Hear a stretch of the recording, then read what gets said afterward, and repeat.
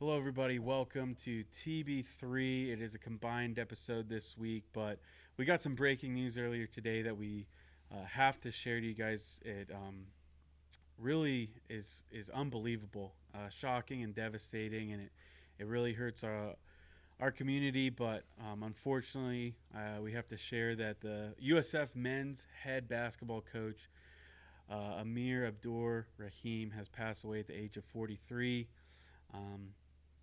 And it came to a shock to everybody.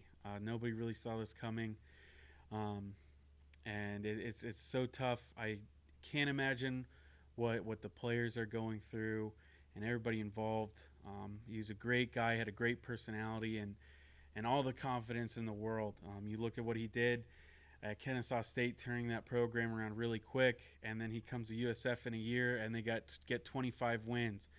But in the grand scheme of things, that isn't all important, as he leaves behind a loving wife and 3 children. So we're thinking about them, we're praying for them, and just keep USF basketball, the USF community in your hearts and your thoughts and minds and your prayers, guys. But just had to share that for you. So before we get to the episode, rest in peace to Coach Rahim.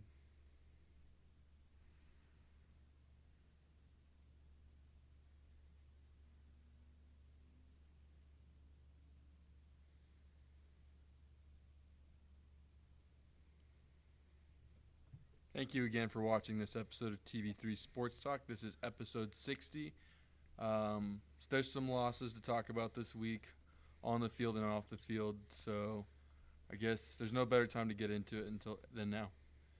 Yeah, just my heart goes out to the Rahim family, and we're praying for them and the family, and I'm sure there will be ways to outreach to the family and to the USF men's basketball team that will be shown in the coming days. So thank you guys for tuning in, and yeah, we're gonna get right into it because everyone needs distraction. It's been a crazy month in the Tampa Bay area. And we'll get right into it. We'll start. This is going to be a combined episode, so you will have your pro sports and college sports all on this episode. Everything will be timestamped, so feel free to skip around to whatever sport you are interested in. If you like to, watch it all, we would love that. Break it up into pieces, but skip around. Check the timestamps. They will be below, whether on YouTube or Spotify. So thank you guys for listening and watching. Yeah, we're going to start with the Tampa Bay Buccaneers, who went into Monday Night Football with a 4-2 record, coming off a huge win, a 50-piece against the New Orleans Saints. And they're riding high going into Monday Night Football. Yeah, what more can you say after a huge divisional win like that? You got to think this team has the most confidence that they can get it done against a very good Baltimore Ravens team. And from what it looked like, the Bucs were poised to just absolutely roll again. They open up the game with a touchdown, stop the Ravens on their opening drive, and the Bucs go right down the field again. And it wasn't until a questionable holding call on Tristan Wirfs that stalls the drive, takes back a Chris Godwin touchdown, to where it kind of started getting downhill. The Bucs were only able to get a field goal on that drive to go up 10-0. Then the Ravens answer back with a touchdown of their own. The Bucs, though, weren't done as they march right down the field again. Baker finds Mike Evans for a touchdown, but he drops it. And I think that's where the game ended there. Mike Evans goes down with the hamstring injury, something he's been battling with. Almost feels like forever.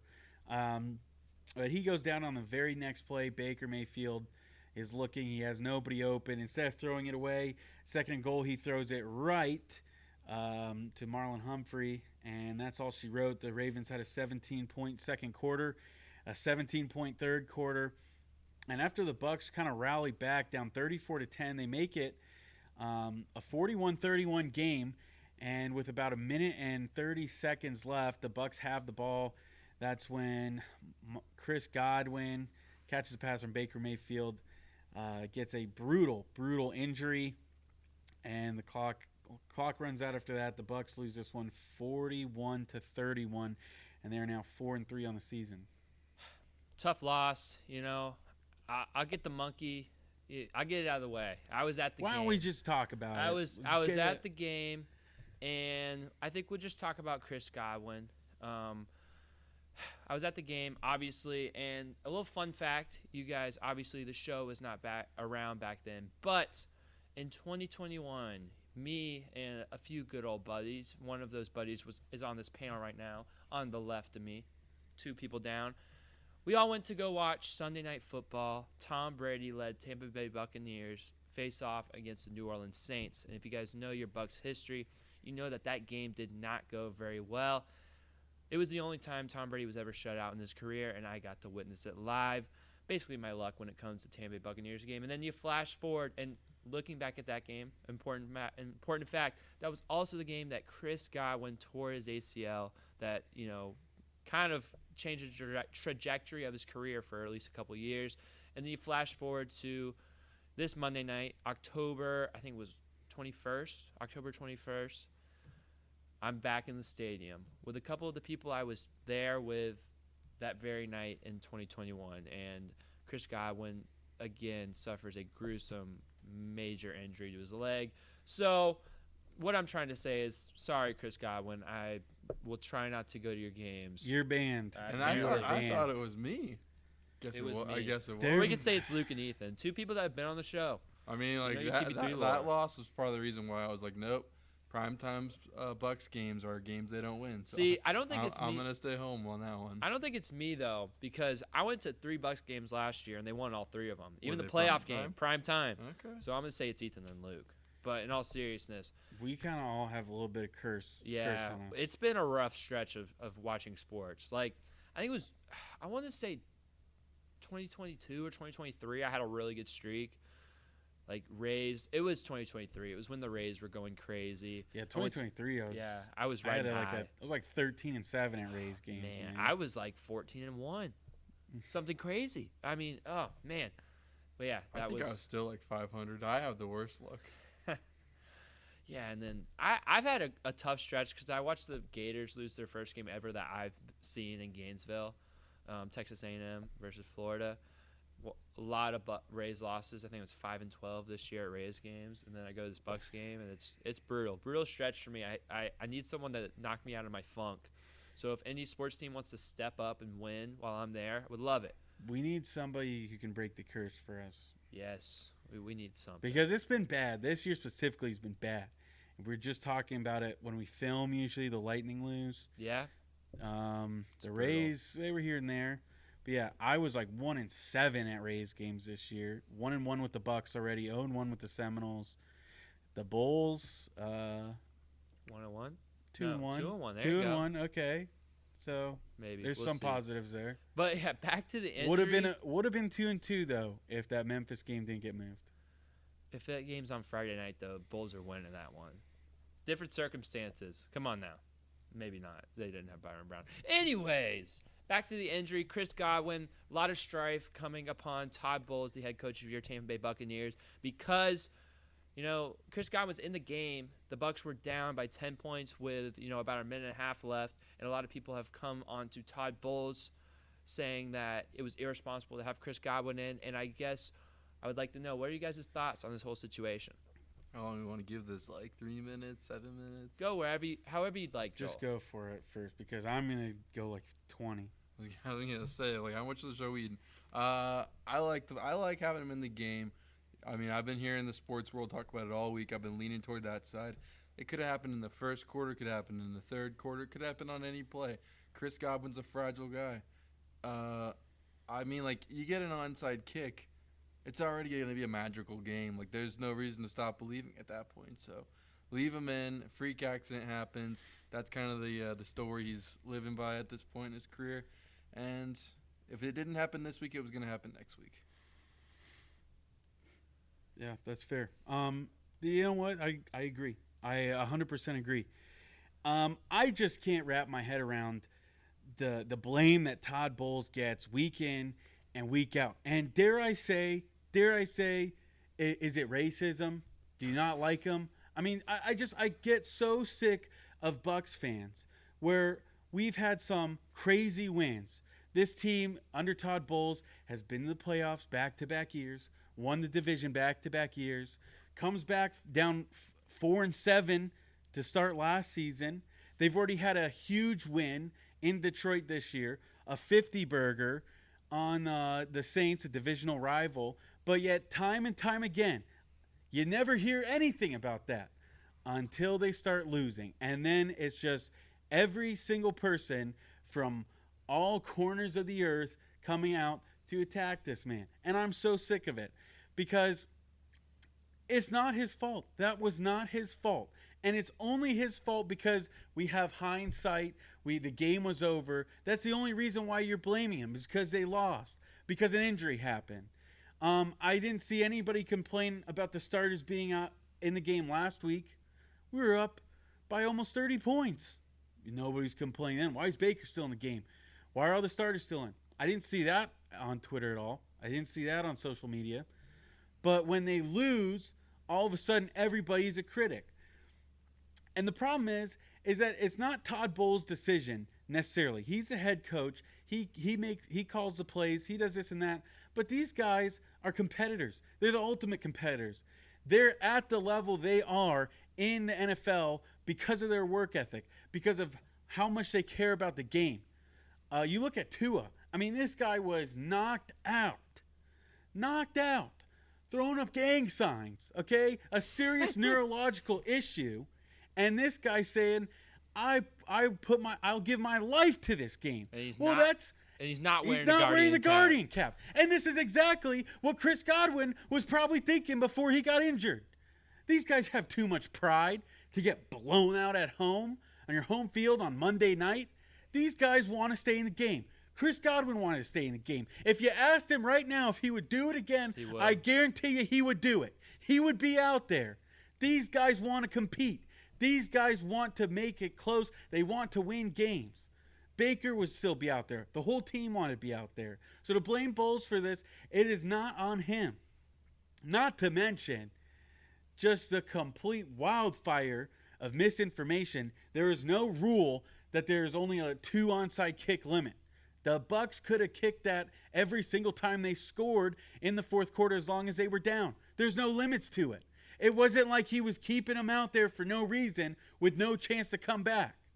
You look at how high-powered of an offense this is. Even when Mike goes down, you have 1:30 left. A quick touchdown could happen, and all of a sudden you're looking at a 3-point game. A 3-point game, and you already had one onside kick. Who knows what could happen? Who knows what could happen? And that brings me to my last point, because you'll probably argue and say, well, it's the Ravens. This game doesn't matter. We're playing Atlanta next week. Every game matters, pal. Every game matters. If you haven't looked, we're in a divisional race against the Falcons.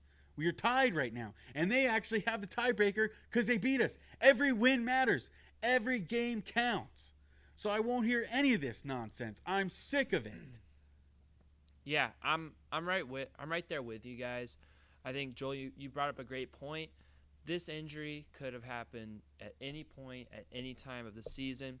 It was a freak accident. It was a crazy tackle. It was a hip drop tackle is what it's defined as right now. Roquan Smith was actually fined for his tackle against Chris Godwin. So this is something that they're trying to get out of the game, and it's something that happens a lot, and it's just really unfortunate that it happened to Chris Godwin at that moment. But I'm with Will. To blame Todd Bowles for it is pretty illogical, if you ask me, because like Will said, obviously Todd Bowles could step in and pull the guys out, but I know all those guys wanted to go out there and play. And this is football. You're not exactly if Todd Bowles goes out there and says, "Hey, I don't want you guys to get hurt.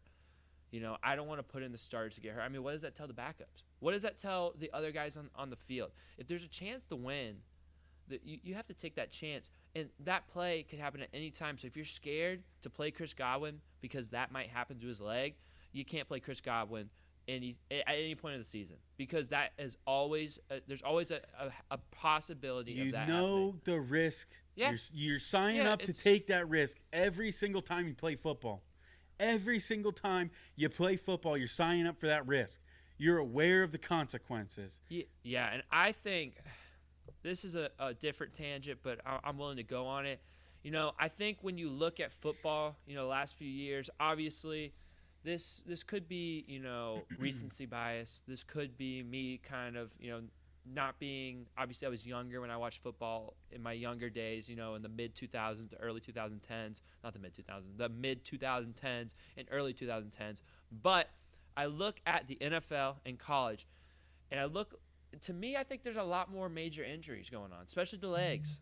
And I know this is a little, tinfoil hatty, but that kind of coincides with the fact that you can't hit people up high anymore. You can't drop a shoulder. You can't hit someone above the shoulders. And I get head injuries are dangerous, but I think that the NFL and a lot of football players are seeing the repercussions of, their action, of their decisions to try to take out the helmet and the upper body contact in football. You make it impossible to tackle. Yeah, exactly. If you want to take out the hip drop, if you want to take out the hit above the neck, above the shoulders, you're going to take out tackling at some point. Like you can't force these defensive players to make a perfect tackle at from their chest to their waist. Like that's not going to happen every single time, and it's going to hurt the defensive players too. I think we've seen that with the way people are tackling now.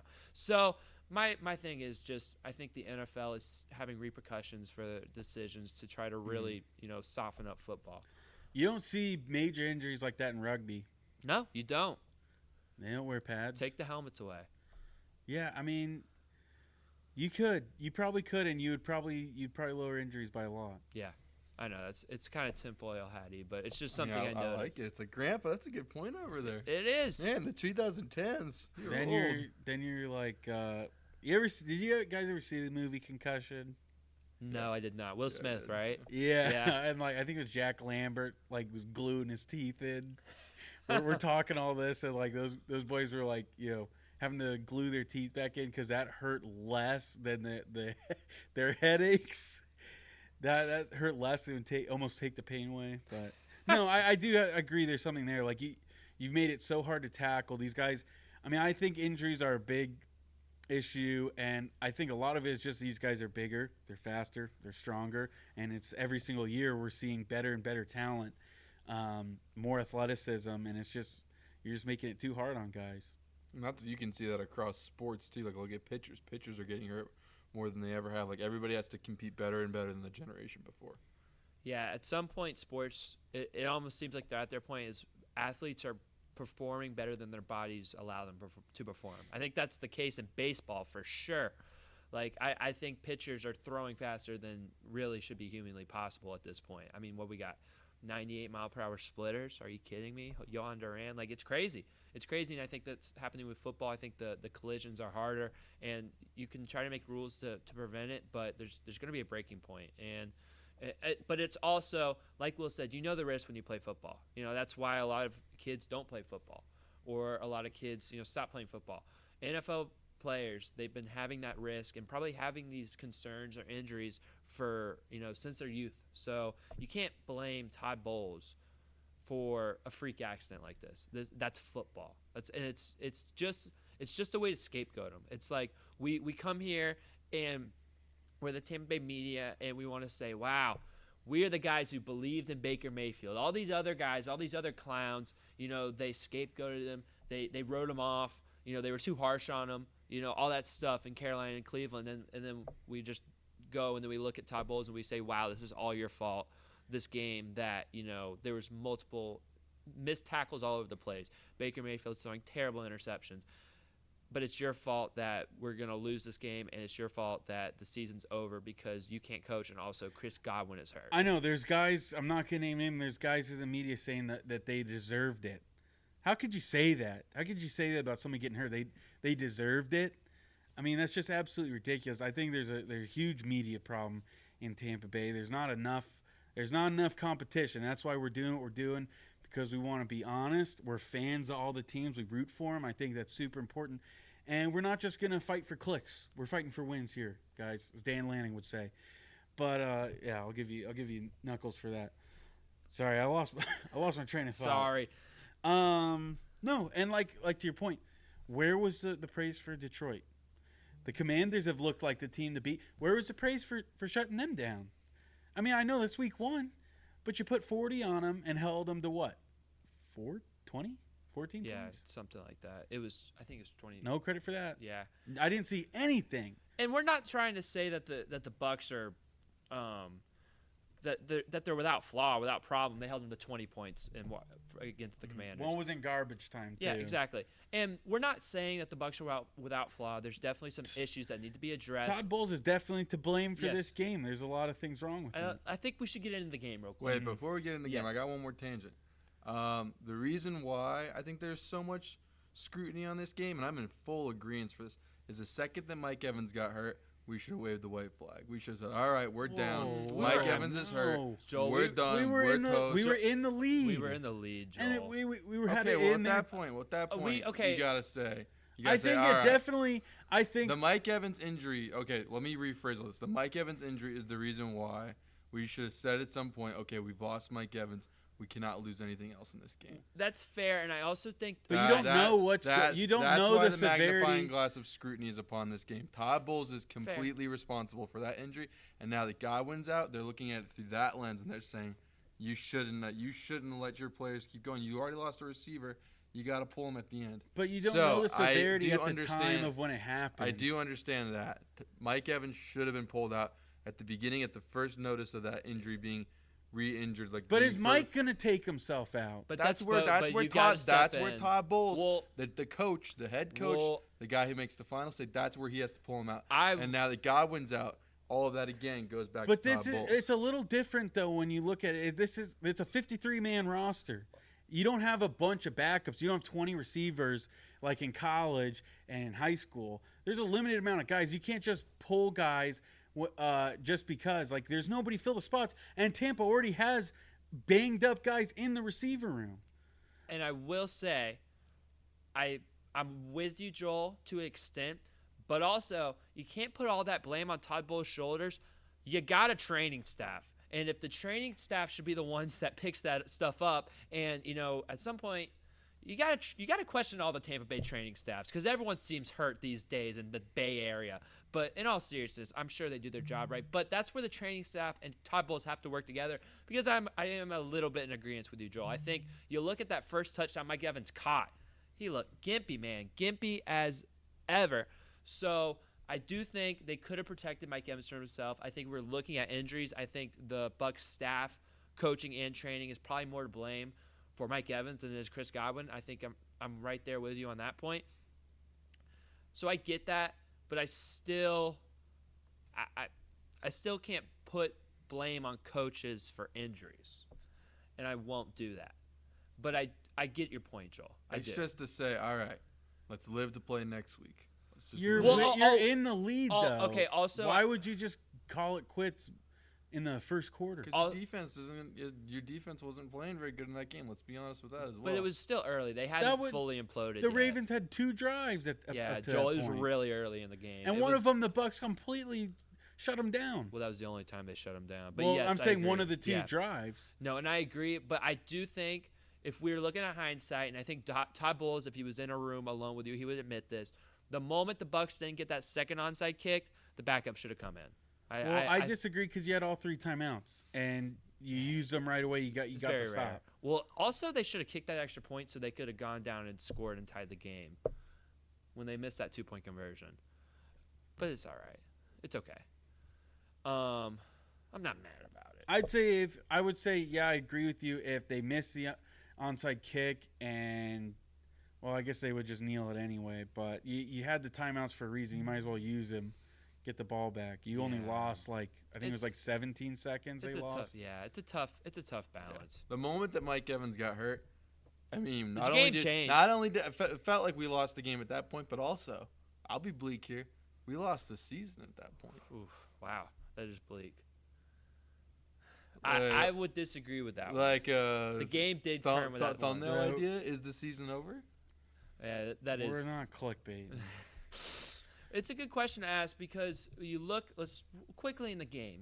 I don't think we want to fully break it down, but this was defensively a poor effort by this Todd Bowles led defense. I look at just in general. The Baltimore Ravens, they had 508 total yards. That is now 2 out of the last 3 games. The Tampa Bay Buccaneers have allowed their opponent to have 500 total yards plus. And that's also 2 out of the last 3 games where they've gotten 35 points plus. The Tampa Bay Buccaneers defense has to be better. This is not the side of the field that's banged up. This is the side of the field that has gotten healthy. You had Vita Vea in the lineup. You had Kalijah Kancey in the lineup. Antoine Winfield, Jordan Whitehead in the lineup. These guys are certified, solidified ball players, really good players, players that have won Super Bowls for most of the case of these guys. The defense has to be better. And, we talked about this last week. Baltimore, they had the number 1 rushing offense in the NFL. Very, very important to stop that rushing attack. They did not do that. 244 total yards rushing for the Baltimore Ravens. And it was pretty simple, their game plan. It was get away from Vita Vea. Outside run after outside run. Derrick Henry got on the outside, had one-on-one tackle situations, and the Bucs were not making tackles. I think missed tackles was the biggest storyline for this Buccaneers defense on Monday night.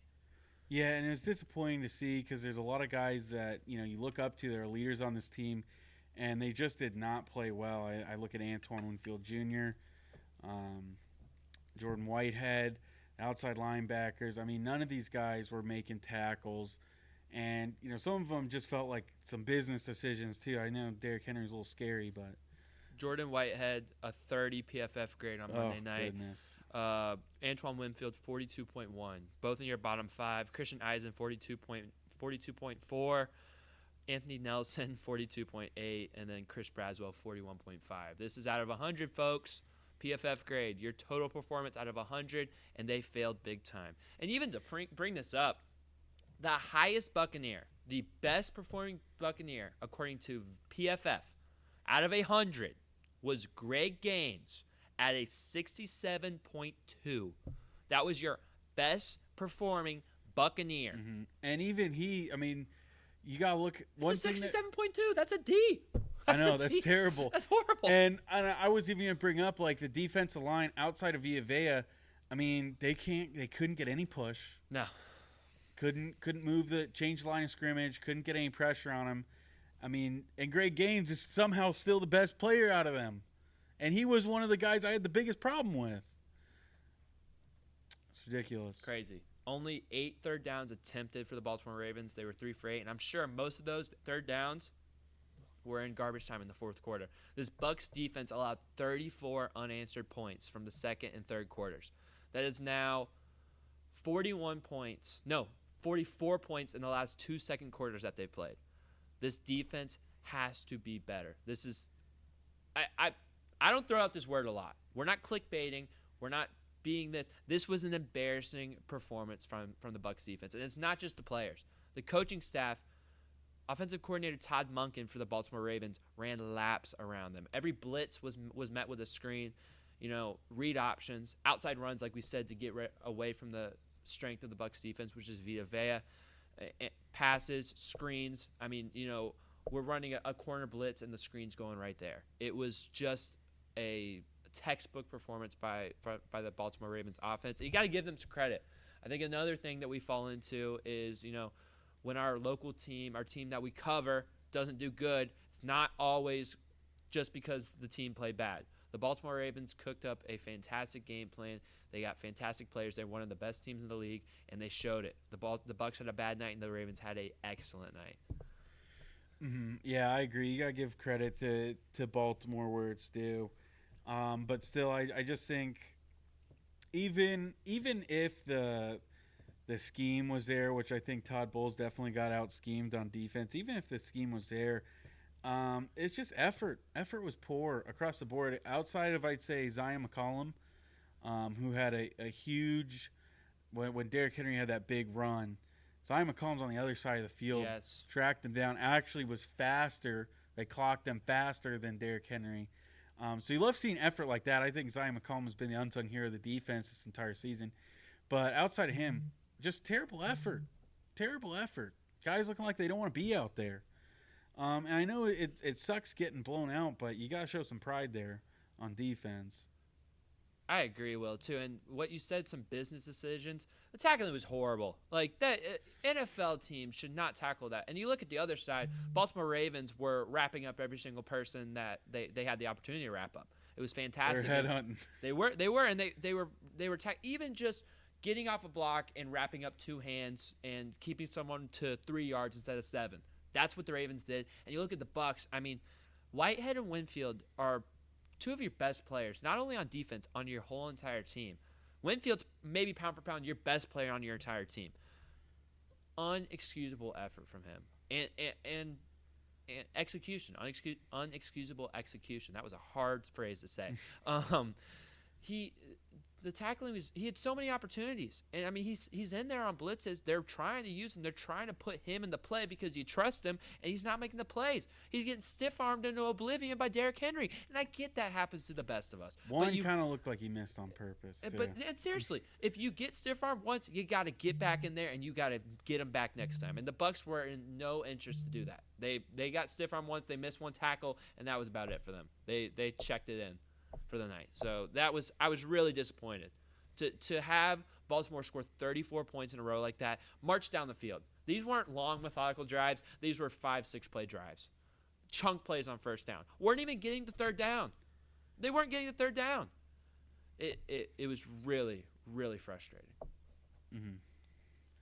Yeah, is that all she wrote for the defense? Yeah, let's get off before I crash out, bro.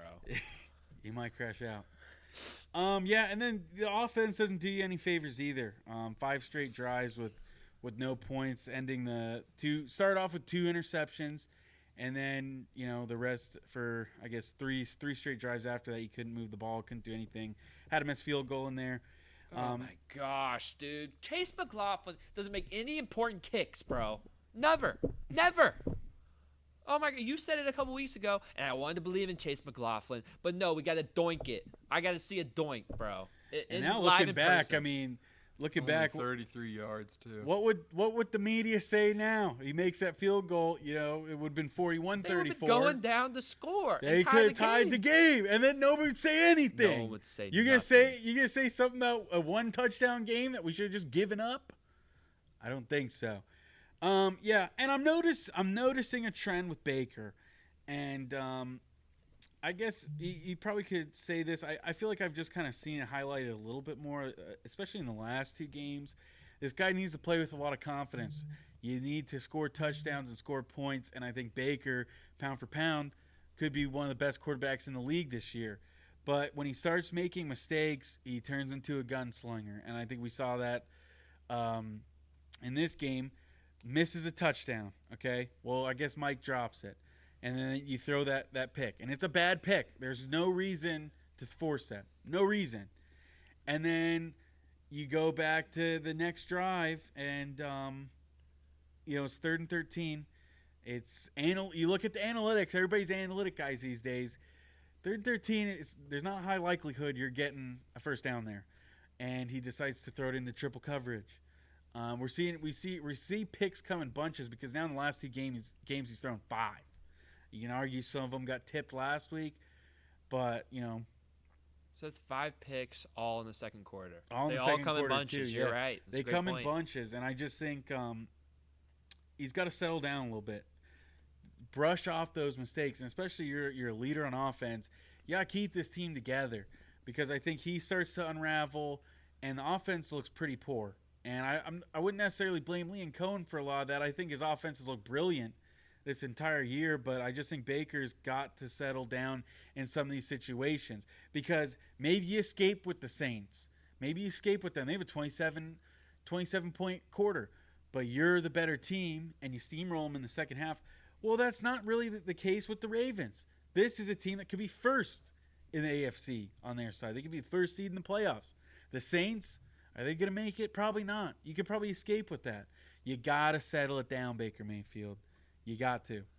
Yeah, and I think this all came down to, I look at these drives with the interceptions and then the missed field goal. It's execution once you get into the opponent's 40-yard line.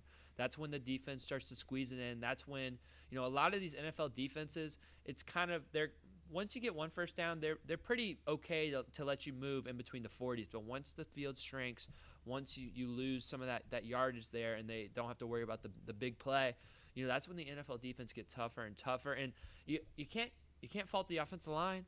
The offensive line was giving Baker time after time, and I think that Baker Mayfield, he was impatient. He was most definitely impatient on Monday night. I think that you look at that first interception. At the minimum of that play, that ball should be going into the seats, and it's a souvenir for the friendly people of Raymond James Stadium. At the maximum, Cade Otton was wide open, and if he'd held onto that ball for 1 second longer, he would have seen him. But he got impatient. He got happy feet in the pocket. Anytime you see a quarterback's feet start going crazy, that's when you know they are not in a good mindset. They are not feeling confident, and that's what happened on that play. Baker Mayfield had all the time in the world, and I think it was smart by the Ravens. They did not let Baker beat him outside of the pocket, except for one play early on in the game on a pass completed to Bucky Irving. The Ravens, with a less athletic quarterback, did a better job keeping Baker Mayfield in the pocket because they know how dangerous he is when he's creating and throwing the ball down the field outside of the pocket. So that was a really good game plan from them. But Baker Mayfield has to adjust. If you have time, if you have Liam Cohen's offense, you still had Godwin at that point. You have plenty of weapons, plenty of options. You got to be able to make the decision, make your read, go through your reads, hit the check down, throw the ball away. That's what we need from you, Baker Mayfield. You have been in the NFL for 5 years, 6 years. It has been a good long while. You are too experienced to make those mistakes. And those interceptions, the defense did not play good, but those interceptions lost the Bucs the game. You just go down there and you score. Maybe we're in a shootout, and maybe that added pressure on the Ravens' offense allows the Bucs defense to get a stop. Remind me too. Yes. That interception was the next, if not the next play, a play after. It was about the Evans. I want to say hurt. it was 3 or 4 plays after. Okay, yes. because I wonder if part of that's going through his head at that moment. Like he feels like he has to get a touchdown on that drive, and that's kind of just playing through his mind, and that gets him a little bit yippy with the ball.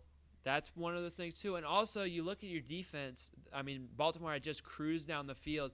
Anytime your defense, you can tell, is not playing good, it puts more pressure on the offense. So that's why, on the flip side, if Baker scores that touchdown, throws it away, next play, we score a touchdown. There was one play in between. One play in between. But in all seriousness, seriously, if, your offense puts pressure on defense and vice versa. So the Bucs weren't playing complementary football in that way. The interceptions, just killed the Bucs. There's no other way to put it. Again, defense was your weak link. Interceptions lost you those games. Yeah, and you just think too. We talked about it that you wanted to stop the Ravens' rushing attack. You needed to do that, and one thing that could easily solve that is if you could have built up a big sustainable lead. You could, if you score a touchdown. I know there's a holding call. I wouldn't have thrown it personally. You score a touchdown, set a field goal there. You're up 14-0. You score a touchdown on that drive. You could be up as much as 21-7, and then the Ravens aren't able to run the ball as much anymore. They got to start passing the ball. They got to save time late in the second quarter there. And so again, the defense, you still got to make stops, but offense, you give them a lead to build on. You make the Ravens a little less than two-dimensional. Yeah. Also, I will caveat you, though. Later on in the game, similar situation, the Ravens have a touchdown called back due to a holding call. They go back to the 18-yard line. It is 2nd and goal from the 18-yard line. Next play, they score on a screen pass. So you look at two halves. Bucs did a very similar call. Keon got down to about the 4-yard line on a screen pass right after. Baltimore goes back. They score because of some missed tackles and an untimely blitz from Todd Bowles. So you kind of got to look at that play as a microcosm of the game. Execution was just not as good from the Bucs as it was from the Ravens. So you just got to go back and forth, and you just got to live with it. But yes, if we had gone up 14-0, that would have been a huge boost as opposed or 21-7. Yeah, exactly. And even if you go up 17-7, you still have a 2-possession lead, and the defense has much less pressure to figure it out. But then you're only 10-7. There's 6 minutes left in the second quarter. And, obviously, another thing is, I don't know, the Bucs went down and scored on their first drive, so you can't really complain about it. But if I'm an NFL team, I'm always deferring. Because I think that's also in the back of your defense's mind is, we're not getting the ball to start the second half, and then it kind of starts to creep in. It creeps in on the offense. So I know you didn't get the ball back. I mean, you got it back for a play and you knelt it, but you did. Yeah. 6 minutes left in the second quarter, you didn't get the ball back. Yeah. You threw another pick. Sorry. Oh, you did that. Yeah, and then, So anything that's, I don't know. I think Rachaad White, good bounce back game, set 111 total yards, a couple touchdowns. Good to see him back. He was the best runner too. He had a great receiving game, but he was the best one on the ground as well. First half, we had questions on how the Bucs were going to use their running backs with the new 3-headed monster they have. In the first half of this game, Rachaad White 5 carries, Bucky Irving 5 carries, Sean Tucker 5 carries. So they split it completely even, switching them out by the drive, and then second half they let the hot hand get hot, and that was Rachaad White for the most part. And yeah, that's pretty much it. Cade Otton, 8 catches, 100 yards. He's going to have to be huge for this offense going forward with the losses of Evans and Godwin. That's about it. Mm-hmm. So, again, we're not clickbaiting. We are not saying these things to get you guys attention, to get you guys to watch. We are saying them because they're true. The Bucs have almost a must-win game this Sunday. It's Creamsicle Week. The curse of the creamsicle came a week early. Will the curse be lifted? I don't think so, because my theory is why this game went so bad is because it was on Monday night, so it was technically on the Creamsicle Week, so that game got cursed as well. But we already had our cursed game, so we're going to win this next game. That's how it works. I don't make the rules. But anyways, the Bucs, they host the Falcons, 1 p.m. Fox, they've already played the Falcons. A brutal, devastating loss, Thursday Night Football in overtime. And now they are tied with the Falcons at the top of the division, both with 4-3 records, but the Falcons have the tiebreaker. The Bucs head into Raymond James Stadium wearing their old, beautiful Bucco Bruce throwbacks in a desperate need of a bounce back. Yeah, I think the blueprint's pretty clear here. You should have won that game on a fateful Thursday night in Atlanta. You had plenty of opportunities. I don't buy into Kirk Cousins dicing him up in the 500-yard passing game. I quite frankly don't care. I don't care because at the end of the day, your defense got interception. They had all the opportunities in the world to win that game. A fumble by Bucky Irving that costed a drive, at least a field goal, and then you couldn't get one first down. One, not many, one first down to close out that game. It should have never come to that. And so I think this is a gut check though for the linebacker room. Levante David, we know what he can do. He's a baller. But I'm looking at you, KJ Britt. I'm looking at you. The Falcons exposed the Buccaneers in the middle of the field. Absolutely exposed them. And it's on you to not let that happen again. The linebackers as a whole, you cannot get torched with the checkdowns and the crossers through the middle, or you will lose this game again. Yeah, that goes for the outside linebackers too, because Lord knows Todd Bowles will drop them into coverage. Sorry, that was. Yeah, I'm a little sick of that. And I'm sick it's of not it just too. okay. Because here's the thing: it's not just a jumping in Todd slow Bowles motion. thing. Oh, I can't get that one. It's not a Todd Bowles thing. I see that throughout the league all the time, but it's like you don't need big Yaya Diaby out there. Bro's not making an interception. Not It's making a hype play. when they do, but it's very rare, man. It's stupid. Yeah, it's stupid. You're not confusing quarterbacks. I think it's all for confusion, for the offensive line, and you run a scheme, and they drop somebody back, and it could mess up something. But most of the time, it doesn't work. It really doesn't work. It's not working if the blitz doesning get there. So if you're going to drop those guys, the blitz better hit home. And then, it's ridiculous. I'm trying to think of I'm thinking of the Seminoles. Where they dropped Patrick Payton in the coverage against Memphis, and on one drive, Memphis targeted him every play and scored a touchdown on him. Because it's Florida State. why would you put a pass rusher out in pass coverage? If we're Teams trying will take advantage of it. If the Bucs are doing something Florida State's doing, we're in a bad spot. Sorry, man. Sorry, bro. But yes, middle of the field was a huge problem. I'd like to say that I feel a little bit better about it because Antoine Winfield is back, and I will, because Antoine Winfield is going to bounce back. I'm not going to be negative. Antoine Winfield did not play against the Falcons on Thursday Night Football. He will be back. It's also important to note that Jordan Whitehead got hurt late in that fourth quarter, was out for a couple of those scoring drives they had late on, but still Jordan Whitehead played most of that game. Got to see better from our safeties to help in the middle of the field, but like Will said, KJ Britt, please, dude. I don't know if who's the bigger fall off, guys? Jake Camarda or KJ Britt? It's a good question.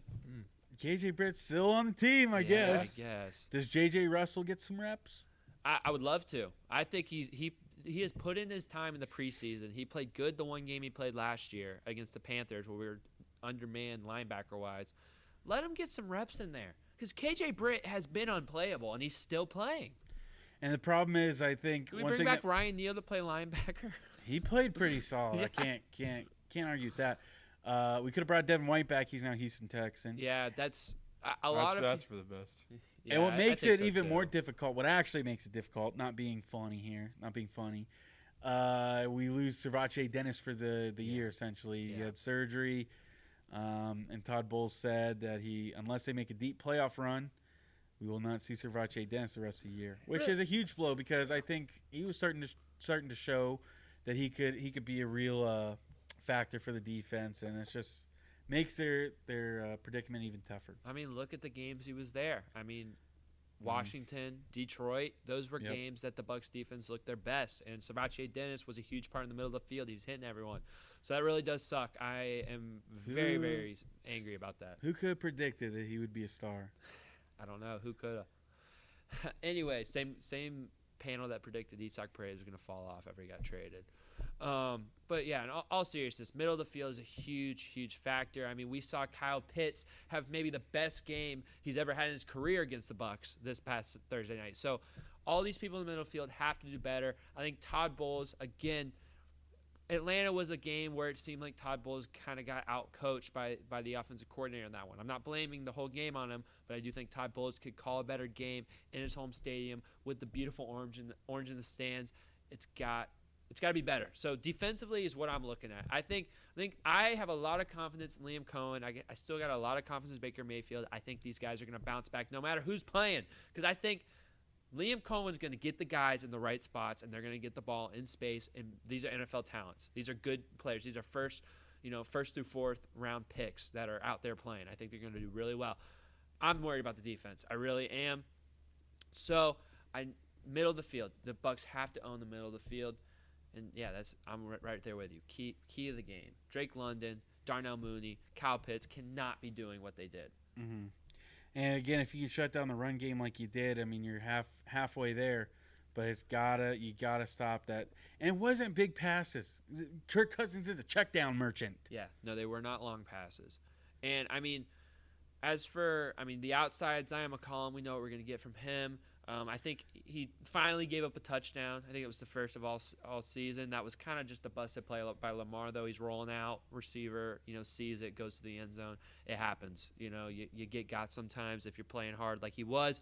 And also on the other side, we saw the first start for Tyreek Thunderberg in beautiful red and white. That's why they lost too. They wore their worst jersey combination. Well, do you know why they wore that? It was the history of they've won. That's the only time they've ever beaten the Ravens and was in that combo. But now I think you can put that to sleep. Yep, you can. Well, also, you do have to remember Lamar Jackson is 23-1 against NFC teams in his career. He owns the conference. If he would ever get to the Super Bowl, I think he would win it. But we'll see. I'm a Lamar truther. I like him. I'm a huge fan of Lamar. He's a great. He let me down though in the playoffs last year with Kansas City. That was really disappointing. Lamar, if you can hear me, that was a great time. But yeah, Tyreek Thunderberg was actually the fourth highest rated Buck in a PFF with a 60.6 grade. Obviously not a great grade, but a pretty solid one for your first career start. Undrafted. Yeah, undrafted out of Appalachian State. Another one of those undrafted guys that are contributing for this Tampa Bay Buccaneers. So I feel good about the corners. I think they'll do good. I think the Bucs will change some of their scheme because there was a lot of man and it was just short passes were beating them. So that's something you have to key on. Offensively, it's pretty simple. Baker Mayfield, we cannot have these interceptions. You can't do it. I think we already harped on it, so there's really no reason to keep harping on it. I think that this is, the Bucs ran for 160 yards against the Falcons last time. I think the Bucs will be able to do that again. I think this Liam Cohen rushing attack has looked dynamite. They even ran in a game where they had to, play from behind and throw the ball a bunch. They still ran for over 100 yards. This Liam Cohen's going to get the boys right, and I think players to watch out for. I'll let you guys go first. What's one player you guys are looking out for, especially offensively, as they're shorthanded? Well, I think, obviously the battles between the Atlanta Falcons, but I think there's going to be another battle that has to take place, and that is who's going to be the receiver to step up. I know I'm confident Sterling Shepard. Nice little comeback story there. But between McMillan and Palmer, who's going to be the guy to step up and say, I'm going to be receiver number one for this team going forward for the foreseeable future? Who's going to do it? And I think it's going to be Trey Palmer. I think you're going to hear a lot of Trey Palmer for the rest of the season. I think people are going to feel sorry they kind of wrote him off after the draft. Yeah, and I guess I'll take the other angle. Jalen McMillan has been probably the most disappointing Buck this season. I was so high on him coming out of the preseason and just what they were raving on him about, how he was playing in training camp. He's had the injury. I get it. And he got involved early in the game. He got a nice jet sweep to convert on, I think it was either third or fourth down. He got a catch early on, but he has not been great. And he has all the talent and the capabilities. And I think maybe with some more love, some more early targets. I know receivers are really big on getting in the game early so they can, continue it on. I think Calvin Ridley was talking about how that kind of caused some drops later on in the game. Maybe he was making excuses, or maybe he's on to something. I don't know. But maybe getting Jalen McMillan involved early in the game will kind of have him have his breakout game because we need it. And I think Trey Palmer is completely capable too. I think both these guys have the talent to do it. And maybe they're just waiting on the opportunity because they have not had it. They've been with Mike Evans and Chris Godwin for their whole career. I don't think has either one of those guys missed a game since Palmer and McMillan have been on the field. I don't think so. Who? Evans or Godwin? Did either one of them miss a game last year? I don't recall. I know Chris Godwin didn't. Yeah, I don't think Evans did. He got 1,000 yards. Maybe missed a game. But in all seriousness, they've been lacking the opportunity. So maybe the opportunity is the only thing holding them back. Raheem Jarrett might get an opportunity. Look out for Raheem Jarrett to get a random 30-yard reception on Sunday is all I'm saying. Just bring back Tanner Canoe. We need a slot receiver. Can we call up Sean Atkins from the Miners? Sean Atkins has been recalled from USF Durham to play in the majors. Yeah, It could work. It could work. But yeah, I'm looking for the receivers. I'm looking for McMillan. 50 yards receiving plus for Jalen McMillan on Sunday. That's what I'm saying. And that's what I'm saying is going to happen. Lock me in a touchdown for Trey Palmer. All right, I love it. I'm a Palmer guy. I trust him. All right, Trey Palmer. We got 2 for Trey Palmer, 1 for McMillan. How about they both play well? Comment down below. Yes. Who's taking the reins? Are you Team Palmer, Team McMillan? Oh, wow. That's a good. If we get a hashtag going. Nebraska versus Washington. Wow. That's like old school kind of. That's a Big Ten rivalry at this point. It could be a Rose Bowl. It could be. Not anymore. Now it's a Big Ten rivalry. Yeah. Crazy. I hate world we college live in. realignment. I hate it. But I kind of love it. A little bit. I kind of do too I because kinda love it. every week week is like a stacked. big game. Oh my now, gosh, but, it's stacked. like something makes me sick about like watching Arizona and BYU, and that's like a big time Big 12 matchup. It's kind of sick though. It's kind of sick. All right. Bucs Falcons. We got anything else? I mean, Falcons really don't jump off the page anything as for their season as so far. They're coming off a loss against the Seattle Seahawks at home. Got blown out by Geno Smith and company. And so that's pretty shocking. It's like almost a worse loss than what the Bucs are coming off of. Maybe not injury-wise, but performance-wise for sure. Win this game, man. This is such an important game for morale, for division standings, for breaking a 50-year-old curse. Yeah, you got to win this game. And I will say this. I think if the Bucs lose this one, I think a 1-game losing streak from Baltimore might turn into a 4-game losing streak. I really cannot harp enough how important this game is. It will go a long way to win this game. It'll go a long way if you can find a way to win. Joel? Yeah, they got to win this game. Like as you guys are saying, we got the Chiefs and 49ers right after that. And then who else we got? Then it gets easy. Giants aren't a problem. But I'm scared. Do we want to give point score or whatever? Or are we just going win or loss? Points. All right. We're losing. I'm going to go 27-13. Whew. That's a score that's devastating. That's creamsicle at work. That's a deflated. We're having a TB3 watch party. That's a deflated Buccaneers You can't team. get fried chicken. Embarrassing creamsicle. It happened last cream.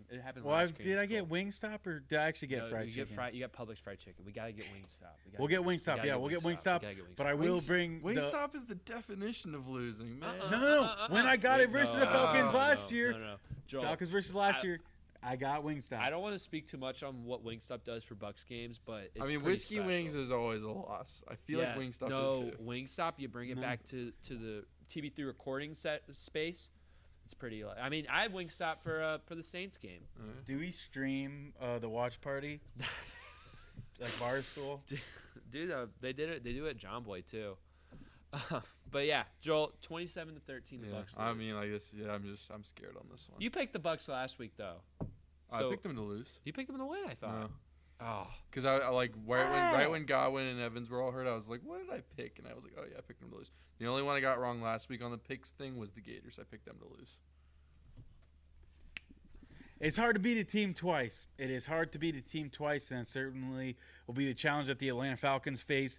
And there's something about me that just believes in this team. I'm not ready to give up yet. Maybe Joel sometimes, but I think we as a collective unit, we're not giving up on this season yet. No matter what the other media outlets tell you that we're washed. We'll see where we're at the time we're playing the Giants. Yeah, we'll see what happens. Anything could happen, and that's why I still believe in this team. I believe in Todd Bowles. I believe in Baker. I believe they'll figure it out. Give me the Bucs to have an epic win in the Creamsicles, 21-18.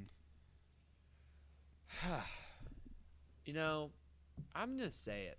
The Bucs had no business losing on Thursday Night Football. Even with all these injuries battered up, they are better than the Falcons. We have seen the Falcons lay an egg twice at home against not subpar teams, the Steelers and the Seahawks. And there's no reason. This creamsicle thing, it really scares me. I'll be honest. But the Bucs need this win. That goes past the creamsicle curse. This is the biggest game of the season. And you know what happened last year in the biggest game of the season? Against the Falcons in Atlanta, they went out and they won. Game-winning drive, Baker Mayfield. And that was still a worse team than what is right now. This Bucs team is more physical. This defense is too bad to have two duds against the same team and two duds at home in a row. They're too good. Vita Vea, Antoine Winfield, Jordan Whitehead, they are going to bounce back. There's too many good players on this defense. Todd Bowles, he's going to bounce back. I'm looking to see Kirk Cousins sacked 5 times on Sunday, and I'm looking to see the Bucs win and win pretty handily to shut up the media. That is true on Bowles. He doesn't usually have 2 bad defensive games in a row. 31-14 Bucs, smoking them. Bucko Bruce flies on the flags. That'd be awesome. That would be absolutely awesome. And yeah, make sure to watch the game. We'll be certainly watching it together, having a great time. Go get some Orange Crush. I think they have a creamsicle flavor. I remember when you did last year. I'll get some creamsicle pops too. Huge. Yeah, so I'm excited for that. I'm Huge. excited. Let's go Bucs, baby. Come on. Bucs, we baby. believe. And the other Tampa Bay Pro team is still playing. Should we just rapid fire game by game we'll rapid fire. I'm not even going to recap. I'll just tell you guys the score. Well, I say we just score recap. Yeah, that's what I'm saying. I'll say the scores. So we did not have Golden Knights last week. We only had. Did we have? We only covered one game last week. Bunch of games. Yeah. So your Tampa Bay Lightning actually jumped out to a 3-0-0 start as they beat the Vancouver Canucks at home, a probable playoff team, 4-1. They're looking buzzing right now. They were looking great. And then an exciting game at home, Amalie Arena, against the defending champs of 2 years ago, the Vegas Golden Knights. The Lightning come back and win 4-3. That was a very exciting game. I loved watching that one. And then all the good things must come to an end, just like the Lightning's undefeated season. They would lose in Ottawa 5-4. And then they would also lose in Toronto 5-2. They did not like Canada, but once they got back into the States, they would win a big one 8-5 against New Jersey Devils. And then tonight, the night we are recording, the Lightning unfortunately took a loss to the Wild, who still do not have a regulation loss this season. 4-2. We'll have to cover that next week too. Yeah. The last one. Yeah, 'cause for sure. We've been filming. Yeah, let's just start off first game. First home game of the season. Kind of had some delays with the hurricane, and it seems, man, it feels like forever ago. We filmed like it's still kind of like a week, and then that like this game against the Canucks, man, it feels like It was a week centuries, and a half. Yeah. centuries. But yeah, all the stuff happening in Tampa Bay after that, you know, the hurricane and whatnot, and to see the Lightning come home. See him, you know, fly the Tampa Bay strong flags and everything like that was a special moment, emotional moment, you know. And you're without your longtime captain, and to get a huge win like that is super impressive. And the Bolts played great. Nikita Kucherov right off the rip. I mean, what was that? That was only like 4 minutes in. 4 minutes in. Beautiful pass from Darren Radish. Way to start it off. And then I think the key moment in this game is if we fast forward to the second period, Lightning are they're up 2-0. They're on a man advantage. They do not score. And then Andre Vasilevsky saving some immaculate scoring chances for the Canucks to keep that game at 2-0. I mean, there's at least 2 shots in that sequence where it could have been tied right back up, but the Lightning were able to hold on there and secure the dub. So that was my key takeaway from that game. Yeah, it was just a really well-played game to hold the Canucks to only 1 goal and then score 4. Another note about, you know, the atmosphere. First responders and linemen got free tickets, and they were in the building. Were the dudes from, was it BC? They were from Vancouver. They were from Vancouver, and they were at the Lightning game playing against their team they were from. Yes, I do. Yeah, I forgot about that. Yeah, that was a cool moment. That was very cool, very cool. Yeah, One of my buddies, a bunch of Canadians were fixing his power actually after the hurricane. Really? Could have been them. That's crazy. That is crazy. Yeah, they were all over the place. Linemen, they're crazy. Thank you to everybody for helping out. I mean, seriously. And shout out to the leadership in the state. We're not getting political, but, you know, great response. Yeah.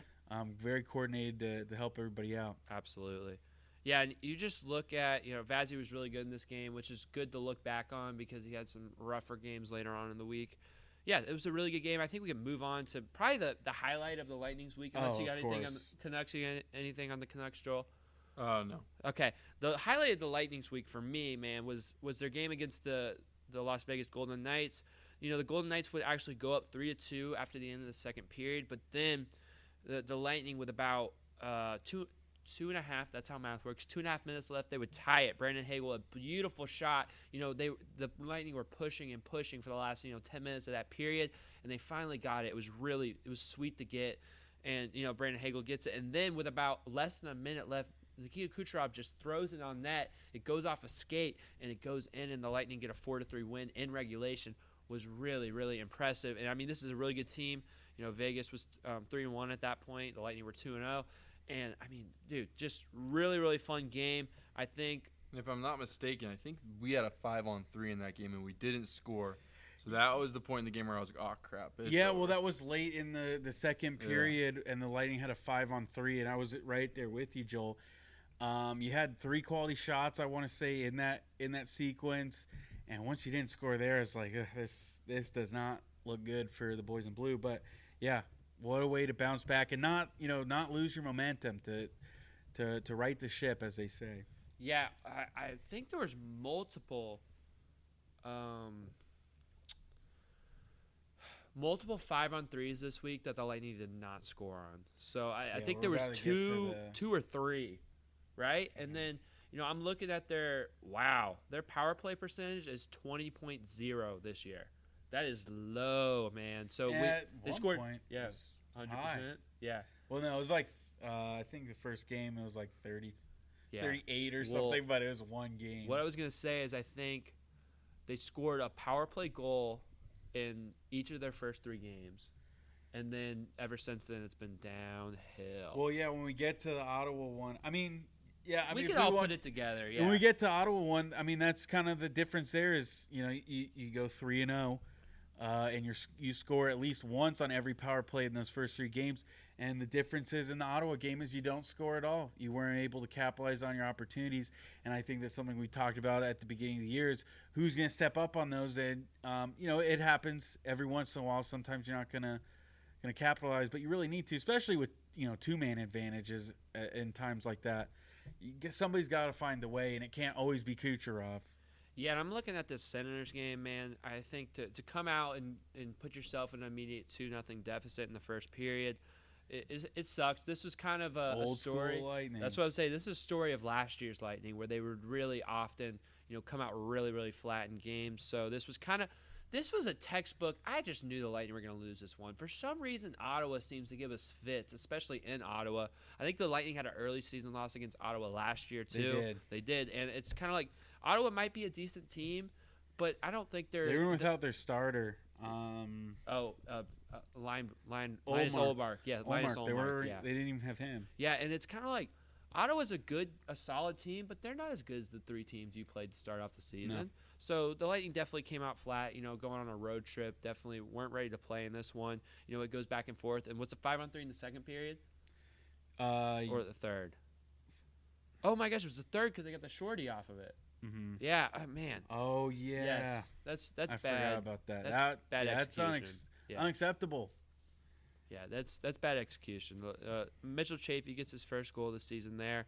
I will say, got to give a shout-out to J.J. Moser, the person that the Lightning got from their trade for Mikhail Sergachev from the former Arizona Coyotes and now the Utah Hockey Club.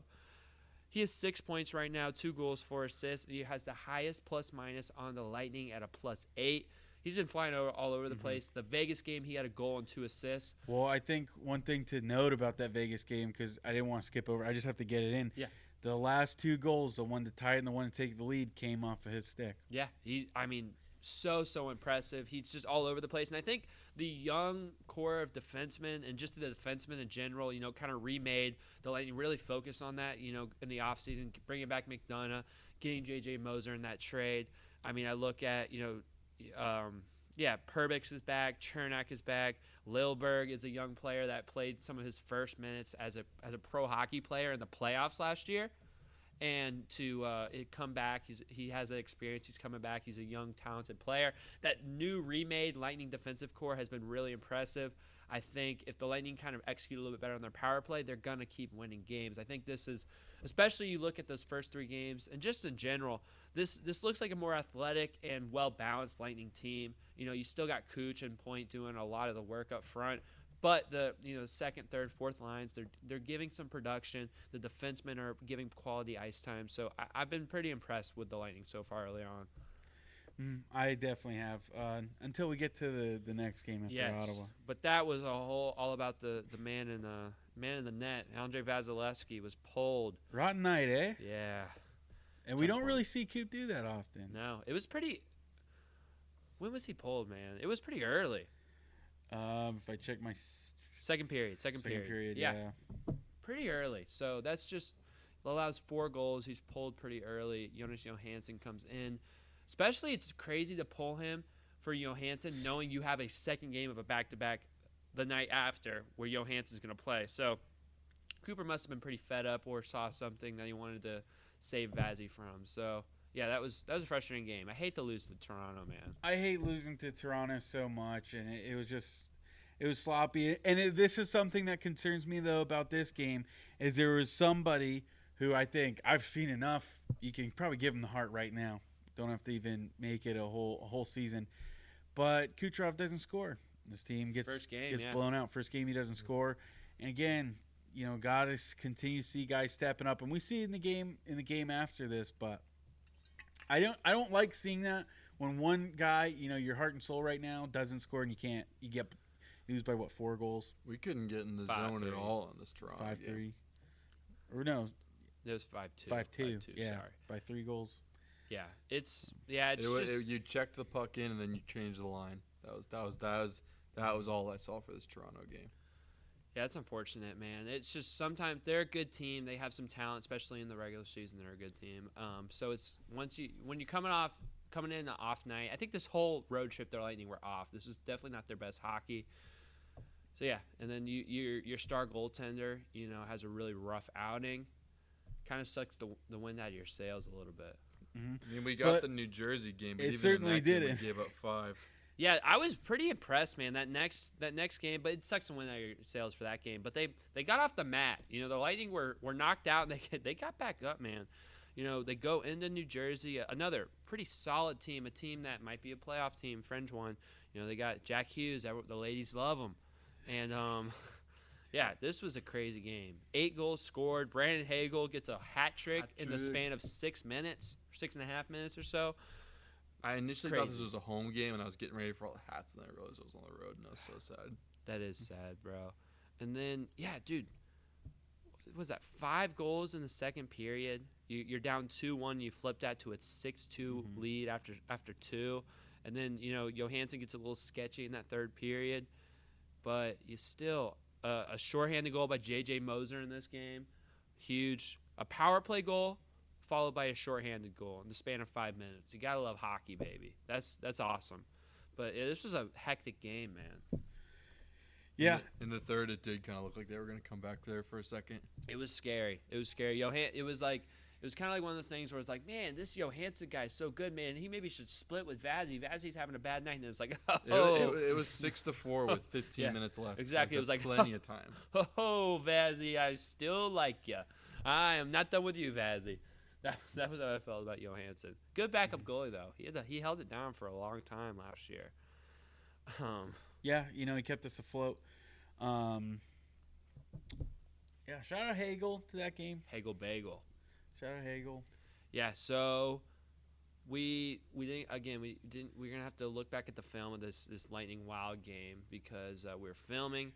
But it's a loss. Spoiler alert. It's a spoiler. It's a loss. But I think the Lightning have the Capitals on Saturday, and then they got a big one on Monday night. The captain returns to Amalie Arena for the first time since he left.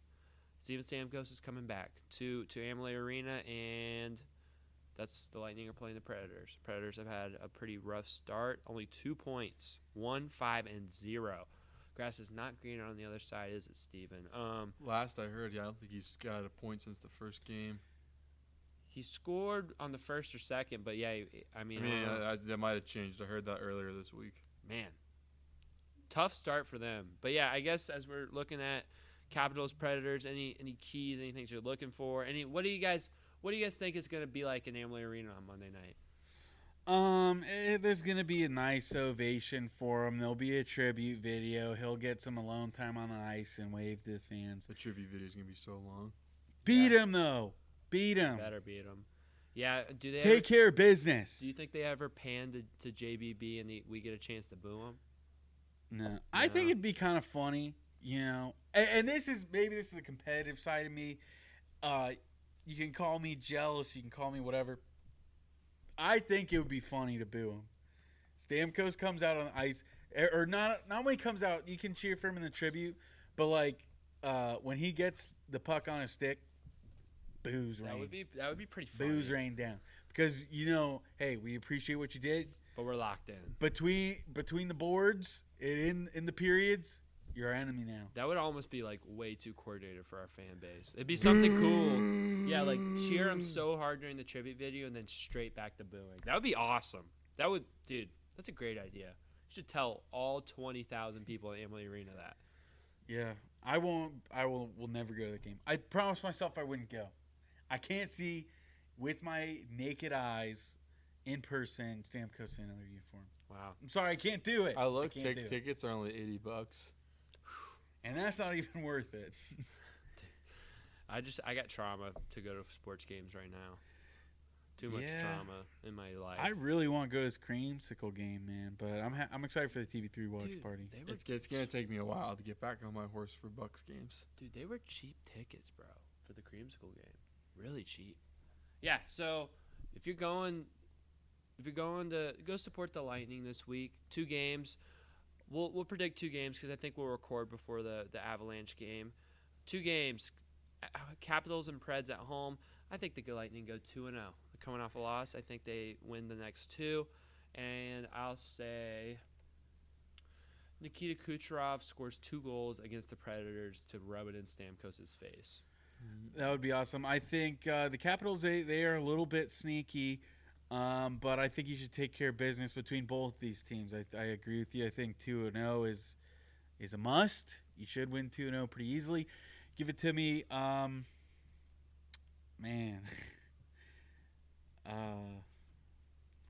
What should I pick? Give me a Nick Paul power play goal. Nice. I'm gonna go 1-1. Don't you say it. I have to say it. It's just Tampa Bay hasn't had their moments in a while. I think that Nashville takes this game from us. Stamkos gets Stamkos scoring. Stamkos get. Ooh, I'm not gonna. I don't want to say that. I don't want to put that into my mouth.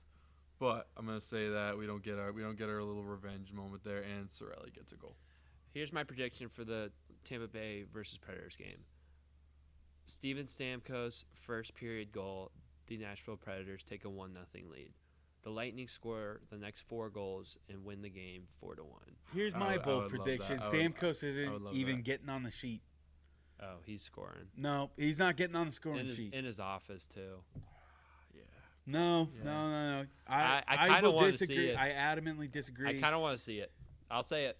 No, there's gonna be so much cheering in the building if that happens. I don't want that at all. I don't think it'll be cheering. It'll just kind of be like a lull. No, it's going to be cheering. It'll be so much It's cheering. going to be cheering. No way. Nobody's The going to Lightning- cheer the- for oh, again. they will. Against Oh, the they Tampa will. Bay It's Lightning crazy. fans are like 65-year-old moms. They're gonna be cheering. They will. They're totally cheering.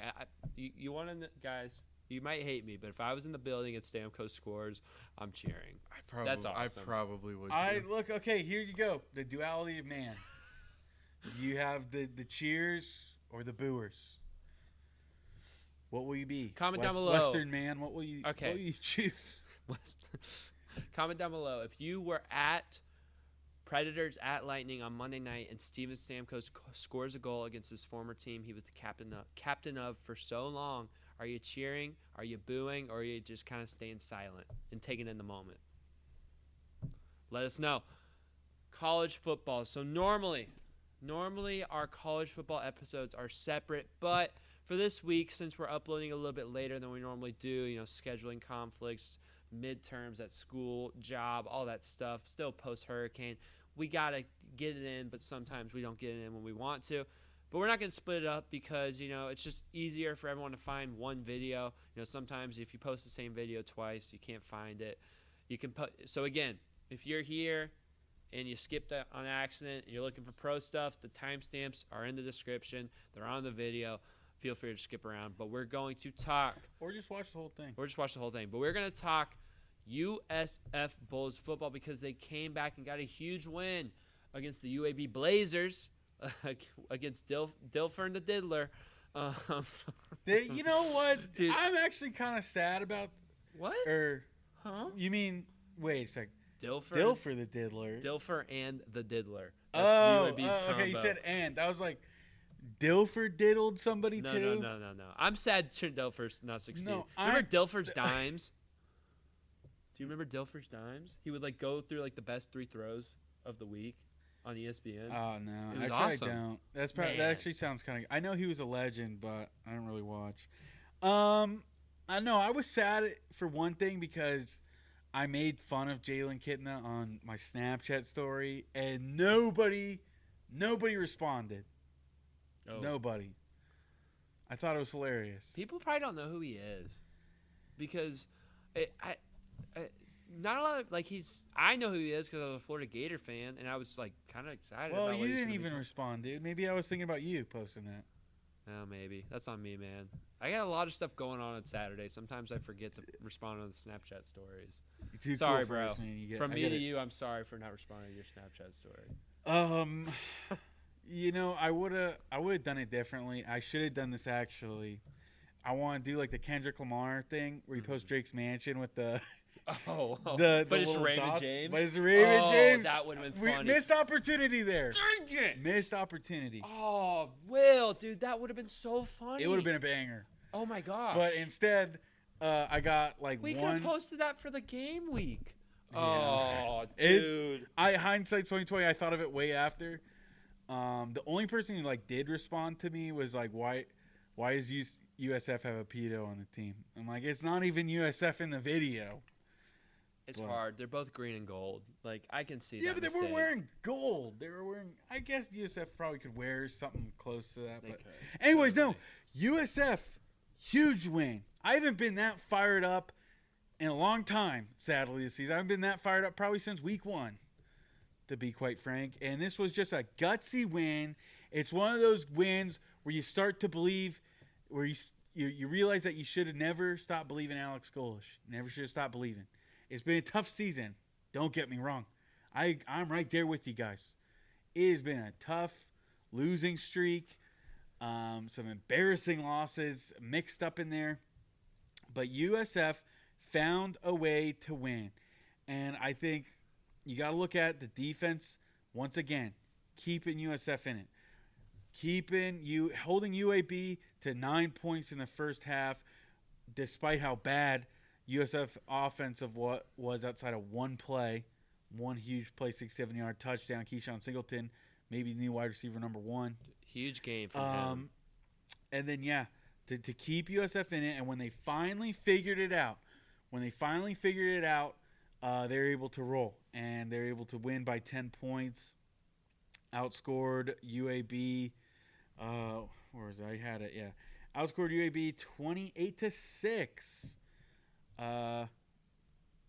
After going down 19-7. Yeah, so Yeah, I'm right there with you. This win was gutsy. Was it pretty? Was it even encouraging? it encouraged me, actually. It encouraged a little bit, but there's still a lot of holes that have to be filled. You got to remember UAB is 1-6 and 0-4 in their conference games.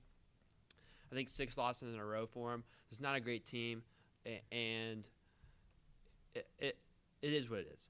USF was in position, though, to have a horrible, horrible loss. Like, a loss that could have totally derailed this coaching staff. Truly, this really could have been a loss that never should have happened. You already last year lost to UAB when you had no business losing them last year, and it looked like it was going to happen again. 19-7, third quarter, the offense wasn't doing anything. Again, like Will said, their 7 points to start was that huge touchdown to Keyshawn Singleton, who, by the way, had 4 catches, 105 yards, and a touchdown in his first ever start. Let the young guys play, is what I'm saying. And not only were the Bulls down 19-7 and was it not looking good, there was fights going on the sideline. You know, well, do you want to talk about that? Because I have a kind of different perspective. Sure. I have no problem with it. Really? The only thing I have a problem with is swinging at a guy. It crossed the line for sure. Without a helmet, that's definitely crossing the line. But these guys, it shows a lot to me because these guys care. And there's a lot of doubt I had after the Miami game, especially after Tulane. And then Memphis, I mean, it's like, do you guys even care anymore? Season wasn't even close to being over going into that Memphis game, and you played terrible. But it shows me those guys care. And football can get frustrating. It can piss you off. I know plenty of people feel, especially when you have no control about it. These guys are the one who have control. They determine how the games go. They write their own destiny. But they care. And you know what? Brothers fight. Brothers will get on your nerves. They might get in your face. But at the end of the day, these guys still have some heart. They still have some fight. So, yeah, it might not have been a good look at the time. You know, ESPN loves they saw that right away. You know, panned right into it. Got it all, you know, like World Star. Report. Yeah, everybody's reposting it, you know. But these guys care. You're going to get pissed off at your teammates sometimes. That's just a part of the game. You shouldn't have probably taken a swing at his face without a helmet on. But these guys care, okay? And I don't have a problem with it. It's not a bad look for the program, what everybody's trying to make it out to be. It could have been a bad look if they had responded differently, and I will agree with you there. This definitely did infuse some life into that USF team. It was looking very dark, and I'm right there with you, Will. I think the attitude of this team was very discouraging. You know, I think I could give, you know, the Memphis game a little bit of a pass just based on the hurricane and the situation being, you know, not in your home stadium for a home game. I get that. That's a hard situation to go into. But what kind of didn't make us really read into it is because they kind of gave up in the game before against Tulane. So it was kind of one of those things where they haven't proven that they can get up from the mat yet, and they finally proved it in this game against UAB. And it might not have been a great team, but it might have just been about the fact of they went down and they had everything seemed to be going wrong. It seemed to be, a plummet, not just going downhill. It seemed to be a plummet for USF. And they got it from the mat, and they won a game. They got their first American Conference win, and it was really good. They dominated the fourth quarter. I look at a guy like Kelly Joyner, running inspired. 15 carries, 94 yards, 2 touchdowns, and this offensive line was not giving him a lot of help. This guy was bouncing off tackles, pushing people forward, breaking multiple tackles, got the huge run at the end to ice the game. This guy was probably, in my opinion, the biggest reason why USF was able to win and succeed in this game. His runs were inspiring. I got to give a lot of credit to him. This is the guy who's been in the program. He is a leader for this team, and he showed up like a leader. Yeah, he definitely helped turn the tide of that game. He's my second impact guy. I'll get to my first impact in a little bit. But, yeah, Joyner, you just love the tenacity he brings. He's a gritty guy. And I think a lot of that, too, shout out to Golish, staying patient in the run game, not abandoning it, because towards the end of the game, that rushing attack was wearing him out, and you want to stay two-dimensional. Offensive line's got to step it up, because a lot of those runs, though, were all on Joyner alone. Seriously. Just out-physicaling guys. Teron Keith, really good game, too. Teron Keith, yep, shout out to him. But, yeah, just way to stay patient with the run game, way to let it blossom, not run away with it, because, again, for the foreseeable future, I think we're still getting Archie. You got to make it easier for him and be able to run the dang football. Absolutely. Well, get into your number one key guy. My number one guy of this game, and it comes down when USF is battling. They are down 19-14 into the third quarter. What UAB has the ball. Jalen Kidney's looking. Pass intercepted by Jalen Shuler that would set up the USF Bulls to score a touchdown the next drive to take the lead for the first time in the game. That's a key moment for me. That's my impact player, Jalen Shuler, the heart and soul of the defense. He was all over.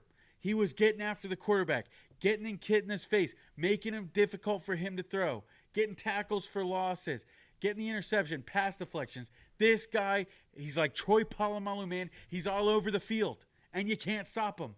You can't stop him in the pass game. Can't stop him when he rushes a quarterback. I just love the heart I'm seeing from this guy. And he's a leader. And I think his impact changed the trajectory of this game.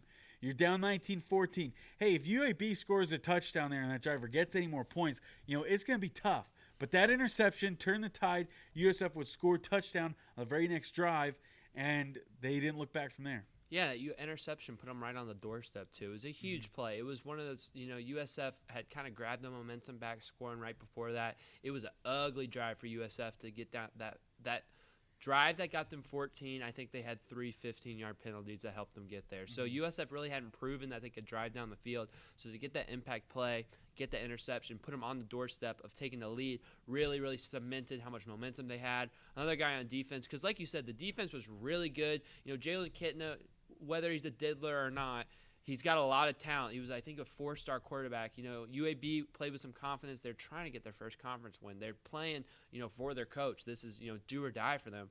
And another guy, defense was fantastic. I love the Carius Hawthorne, probably one of my favorite players on the Bulls. Yeah, he's been balling. He's been balling out. Balling. A tackle for loss and a sack. And also Bernard Gooden, a sack and 2.5 tackles for loss. Really, really good stuff. And how many times did they knock the ball out of Kitna? Kitna's hands. It was quite a bit. I can't find it, bro. But they, shout out to my dad actually. 3 fumbles and 1 lost fumble. Yeah, shout out to my dad actually. Student of the game. Absolutely. We're watching because we're on the sideline. But pregame, and he's like, "Man, Kitna's release is too long.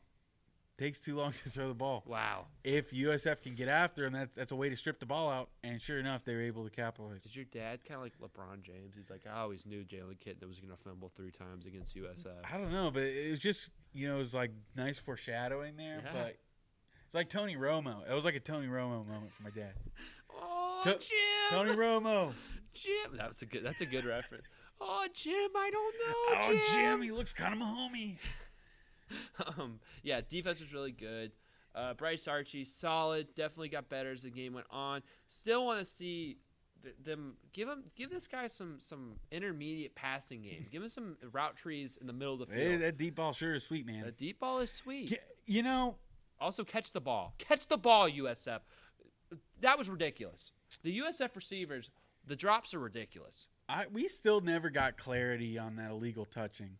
Yeah, that's true. Because what we talk about USF struggling, but let me be clear. I don't understand that. First off, I was at the game, so you don't get any explanation at all. And USF was not doing any replays that game. It was making me so furious. It's like, please, we got these beautiful jumbotrons in Raymond James. Can we just see one replay? Wouldn't do it. And I went back and watched the game, as I do every week. I watch the games multiple times. He's like the color guy's like, because there's like rules again in football where how many guys you have in the backfield. He's like, so from my perspective, one of these two guys should have been on the line of scrimmage on the right side, and they were. He's like, one guy should be in the backfield, one guy should be off the line, one guy should be on the line, and they weren't doing that. And he's like literally looking right at the screen and they're showing the replay. He's like, yes, one was on the line, one wasn't. So I don't understand where that illegal touching came from. The color guy literally said, he's like, yeah, I think we're going to need some clarification because I'm not exactly sure where it happened. He's like, I don't know the rules. He literally said that. He's like, maybe I don't know this rule. And, it's ESPN Plus, so they can't bring in, Matt Austin, the rules analyst. So maybe when USF's in the ACC, we'll get clarification on that. Yeah, and then they can rig the games for us. Oh yeah, We move up to the ACC. If we start off 4-0, then we'll get we'll get at least 2 free games won by the referees. But yeah, that was interesting. Yeah, sweet deep ball, but still wanted to see a little bit more from Bryce Archie. A terrible interception, by the way. That was brutal. Yeah, that was brutal. It was not great. Yeah, some bad interceptions to Raymond James this weekend. Let me tell you what. But yeah, I think just good that they won. Good momentum that they win. USF goes into a bye week, so we're really been sour if they come into bye week 2-5 off a loss. But now you're 3-4. You got your first American win. Maybe you can pick it up. And after the bye week, schedule's still easy, man. After the bye week's a tough game. It's nice to see Archie getting comfortable. Early on, I was like, I don't know if this guy's ever going to score. It was not looking like it. We might be shut out for the rest of the season, guys. It was like, man, I hope we get a pick 6 or something, because it was about it. Yeah, so USF's heading into a bye week, so no game to preview. Yeah, that's pretty much it. Yeah, only thing to focus on at Raymond James Stadium this weekend is Creamsicle Bucco Brews. You think that might be why they had a bye week? Is because they were decorating it Creamsicle and they had to go a little bit all out? There's no way they're like that in tune with everything. I don't know. They're pretty good at painting. Wait, that might be. You're right. That might be why the Bucs scheduled it for this week. Yeah. I thought you were saying Maybe. USF. Well, I mean, I guess both ways. Yeah, it might. I bet you the Bucs. That makes more sense. You're right. Since we just randomly got onto the Bucs, are we getting Cooper Kupp? Dude, I don't know if we can go back to Bucs. No, just real quick. This was destiny. No. I don't even want to talk about it because they won't, and I want them to. I think it's ridiculous. Let's give it a week. Close to trade deadline's November 1st. It's been put on the table. Yes. I mean, you brought it back to Bucs. I forgot to say it. The Bucs have a bye after next game, so we'll talk about trade deadline instead of previewing the game next week. Tune in next week. We'll talk trade deadline Bucs because it's November 1st at 4 p.m. I looked, so we got a couple weeks. Yes. All right. USF's over. And I've been waiting to talk about the Florida Gators all day, patiently just sitting here. I've been waiting all week to talk about the Florida Gators because, man, I haven't been this excited in like a year, man. Florida Gators. Oh, man. Is Billy Napier the truth? I don't know. In all seriousness, Florida hosted the Kentucky Wildcats, a team that after beating them like 30-something times in a row, they have lost 4 out of the last 5 years to, including a 3-game losing streak they were currently on headed into this game in the Swamp. Graham Mertz goes down the week before. He's down. He's out for the season. Really sucks. Florida loses a heartbreaker at Tennessee. A team that's pretty darn good. It could have been a great win, but they barely, don't make it. Heartbreaking loss. They go into Kentucky. This is the last game before a 4-game gauntlet of an SEC schedule. This feels like a must-win game for the Billy Napier administration. And let me tell you what, they came out and they won that thing. 48-20. 48-20, these Florida Gators win. And it's led by the new guy in town, the true freshman DJ Lagway and true freshman Jaden Baugh. This is the first ever true freshman duo of quarterback and running back to start in the backfield, to start a game for the Florida Gators ever. First time it's happened this season in all of FBS too. What a just an infusion of youth that was so exciting to see. DJ Lagway, he only had 7 completions on the night. Doesn't matter, 259 yards. Jaden Baugh, 22 carries, 106 yards. 5 touchdowns. Not 1, not 2, not 3, not 4. 5 touchdowns for Jaden Baugh. Man, what a game for those two. They go in, win a convincing game. The defense was just fantastic. They were able to get multiple interceptions, even including they were able to get 3 interceptions, including a pick 6 at the end of the game by 5-star recruit Cormani McClain in his first game ever with the Florida Gators. And man, this was just a feel-good story with the Florida Gators. Playing? He transferred in kind of late, and he was really skinny, I think, and he needed to really get back. Hey, to the football I told stage. you, man. I told you. I said Florida got a real one with him. He's good, dude. His arms are so long, and he was, I think, the highest graded corner in his time.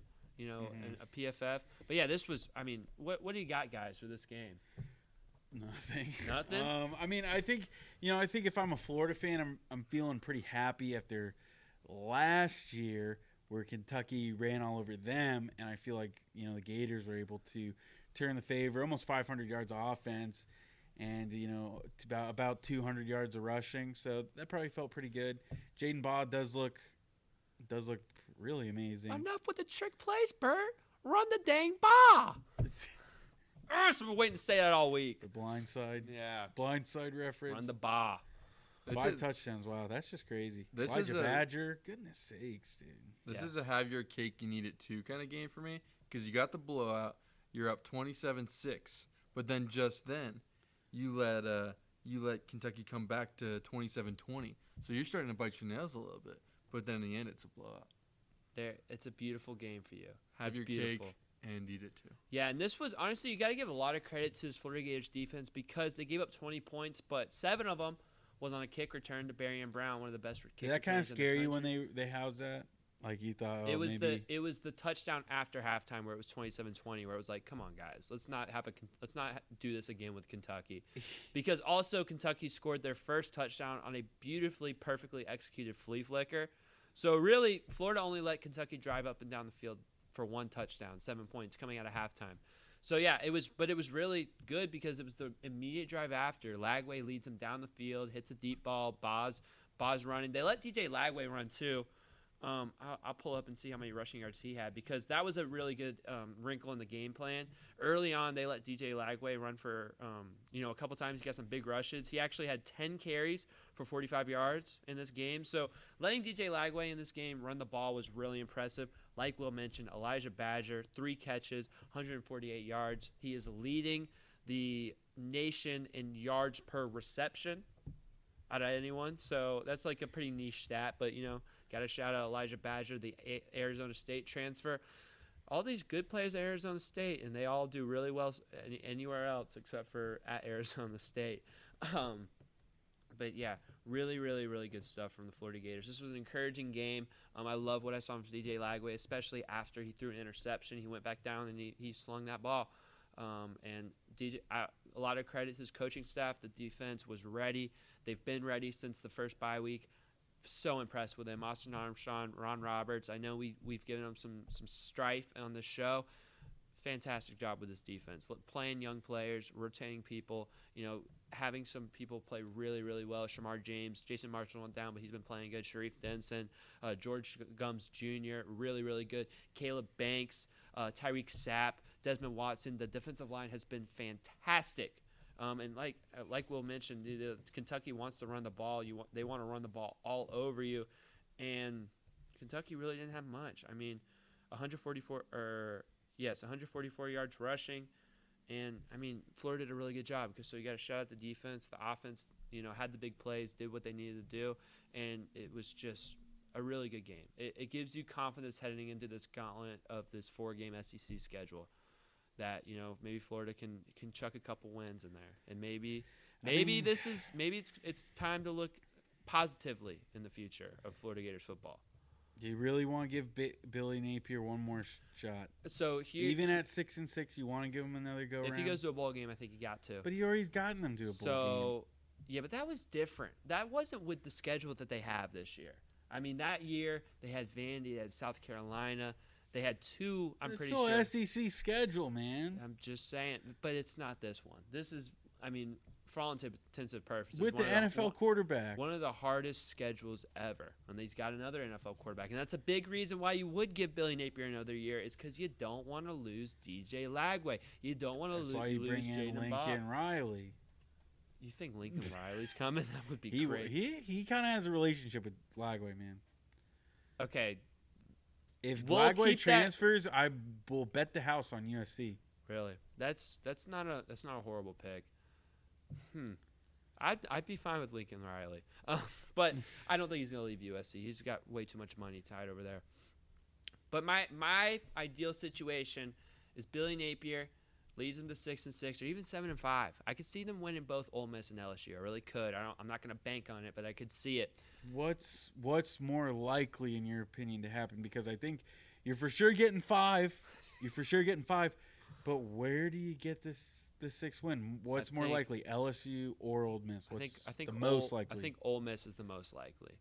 I think that Ole Miss has a lot of holes. At this point, Lane Kiffin's posting pictures of Gators on his Instagram. I don't know if his heart's in it. I think he wants to be a Florida Gator head coach, which I don't know if you beat Ole Miss, yes, do you want him? I don't want Lane Kiffin. I have never wanted Lane Kiffin. I think if you move on from Billy Napier, the best option is Cignetti from Indiana. So I don't think Lane Kiffin's that good. I think Ole Miss is a perfect spot for him because he can go 9-3, 8-4, and they'll be happy for the rest of eternity. But he's not a big-time college football head coach, in my opinion.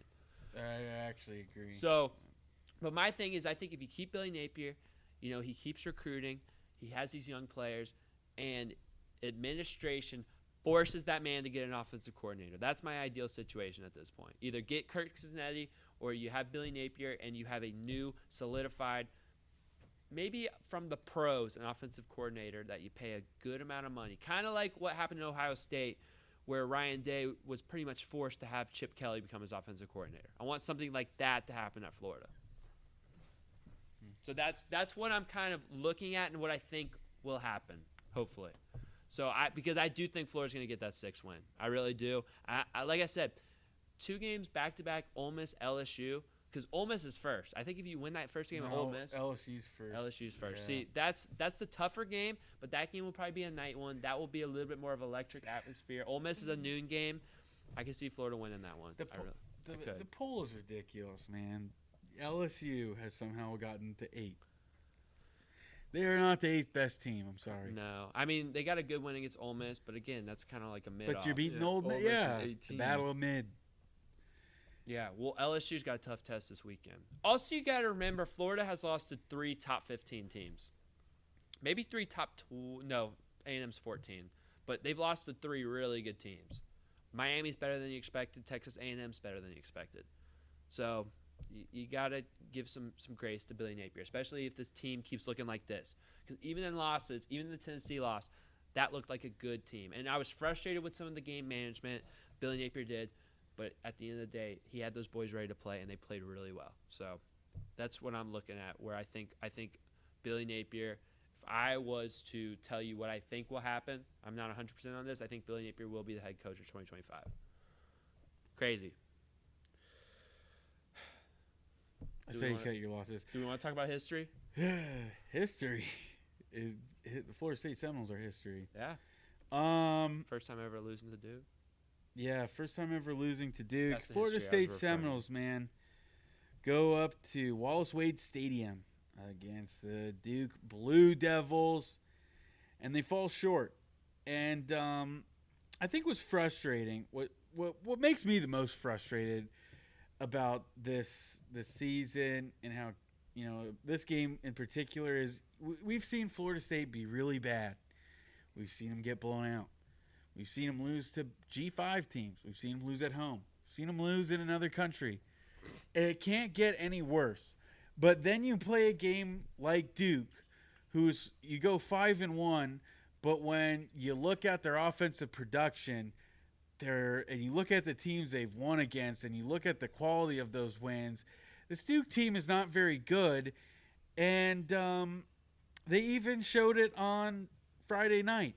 Thankfully, it was on a Friday because I could enjoy Saturday a little bit. But you look at Duke, 3 for 17 on third down efficiency, 2.9 yards per pass, 3.1 yards per rush. This offense was terrible. Terrible. Duke as a whole was terrible. And you should have won the game. You should have won the game. But it all falls on a man that everybody was calling for.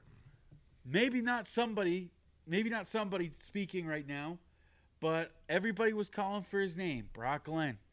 Brock Glenn, if this team just started Brock Glenn, the season would be so much different. So DJU is not the whole problem? He's not the reason Florida State Believe sucks? it or not, he wasn't. Wow. That's Believe shocking it or not, to me. he wasn't. And there's a lot of people who go, but look at Brock Glenn's PFF grade against Clemson. It was an 84. Come on, Will. What are you talking about, man? When you do something, there's a lot of firsts. We're talking about first here. First loss to Duke. First time a team has ever turned the ball over on 3 consecutive plays. It was bad. Pick 6 by Brock Glenn. Then he fumbles. Then you throw another pick. That was your game right there. That was 17 points for Duke off of those turnovers. You take away that and Duke musters 6 points, 2 field goals. That's it. You would have been better off kneeling the ball for half of this game than to actually run an offensive play because you totally blew it. And it's 100% Brock Glenn's fault. 100%. And I get so sick of this, the notion that we wanted to blame DJ this whole year. Well, the receivers can't catch, the offensive line stinks, and guess what? Brock Glenn isn't that good either. I know he's young, but he wasn't the answer. He was never going to be the answer. And you were foolish. Any Florida State fan sitting here, you were foolish for thinking that anything would change. This team has been bad, and they've been bad this whole season. Yeah, that was frustrating. I just don't understand what's going on. I don't understand why nobody can catch. And it's not the young guys. That's the thing, too. It's not even like we've gone to full youth movement and you can kind of cut these guys some slack. It's Kentron Portier. He's like the longest tenured receiver on this team now. This guy was routing up LSU in 2022, and he kind of had some injuries. And you didn't see a lot of them because Keon Coleman and Johnny Wilson stole the show last year. But yeah, he's dropping passes for you. Hakeem Williams. Everybody's like, just wait till he comes back. It's a big part of our offense. He's dropping passes. And the O-line. That's all veterans there, buddy. There's like one position they moved. They went youth on. That's because Richie Leonard got injured. No, he got injured. You know what's funny? That's funny. He actually has been our best offensive lineman by a long shot. Grass isn't greener, buddy. He's been the best offensive lineman by a long shot. He just got hurt, Florida unfortunately. could use a guy like that to go on this push. Yeah, well, he thought he was going to a winner, and so did a lot of people. So yeah, it was extremely frustrating. You had no reason losing this game. and it's another blip on Mike Norvell's record. This is the first first loss to Duke. You're the first coach to lose to an FCS school. I think you're the first coach to start 1-6. Yeah, it's not looking good for him. But I still will say, for anybody starting like the fire him train, that's ridiculous. I think the Seminoles and Gators might be in the same position where he might be forced to look for somebody to call some plays, because I wouldn't necessarily say his play calls are bad, but I'm sorry, at some point you gotta get some production. You can't always blame it on the players. It falls on the head coach. So we could see that. Maybe we'll be battling for OC. Be kind of interesting. And that's really all I had for the game. So you don't want John Gruden to become your next head coach? Oh goodness, no! The game has passed them by, and I don't think any Gator fan listening to that, he's the last person you want. Me as a got me feeling nicey. It's all about the show with John Gruden. Like, I want the show. Just let him do the TikToks. He's enjoying it. Dude, why does he have to get all? His TikToks are awesome, bro. Yeah, and he's having fun doing something. Yeah. He found the hobby. Yeah. Leave him be. Yeah, leave him Don't be. bring him back into coaching. He was better on TV than he was a coach. He was great on TV. Yeah, we could go back. Dare I say that was Tony Dungy's team? Oh, absolutely, absolutely. That won the Super Bowl for the Bucs? Absolutely. It's the Deion Sanders experience. Same thing with Tony Dungy. I want the show every week. Yeah, but give me a show. Deion Sanders worked his way up through Jackson State. He earned that spot.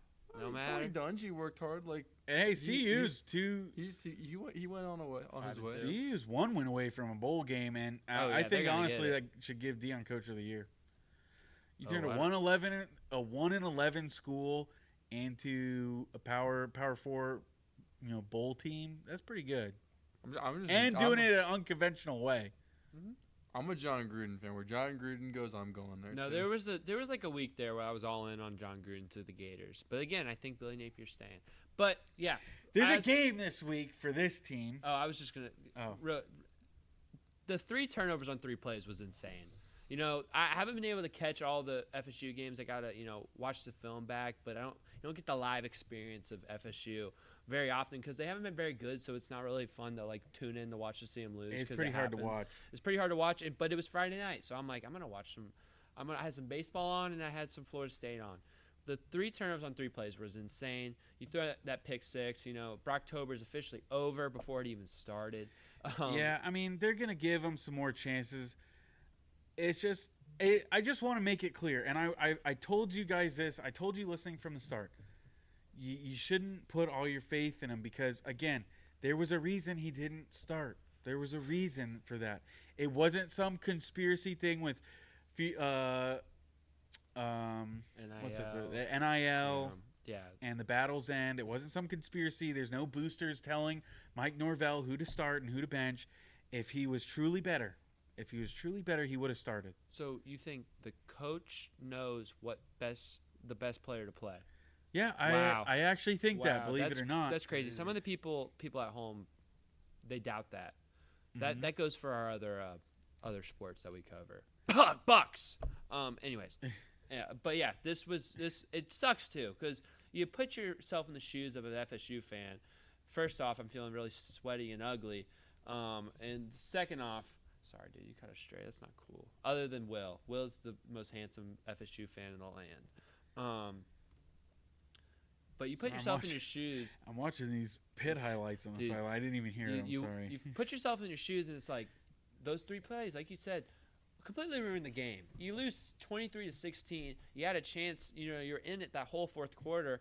Duke can't muster any offense, and it's like you just look at how does it go wrong, and it's just like this team with FSU. It's crazy how many things have gone wrong for them. It is a historically crazy bad season for FSU. And that's why I want to give Norvell another chance to fix it. I really do. I will say Brock Glenn, I was very hard on him. I do like after he was benched, he did come back. He didn't turn the ball over again. And yeah, I think he's going to be the starter going forward. I loved what I saw from Kromenhoek though. 2 what should have been touchdowns in the first half there, and 2 drops for the Seminoles. But yeah, hey, he had a 90 PFF in 7 plays.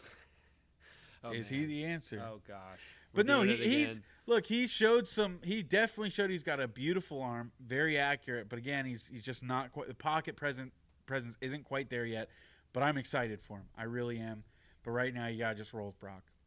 For sure. And you're gonna be rolling with Brock this week against the Miami Hurricanes, the rivals.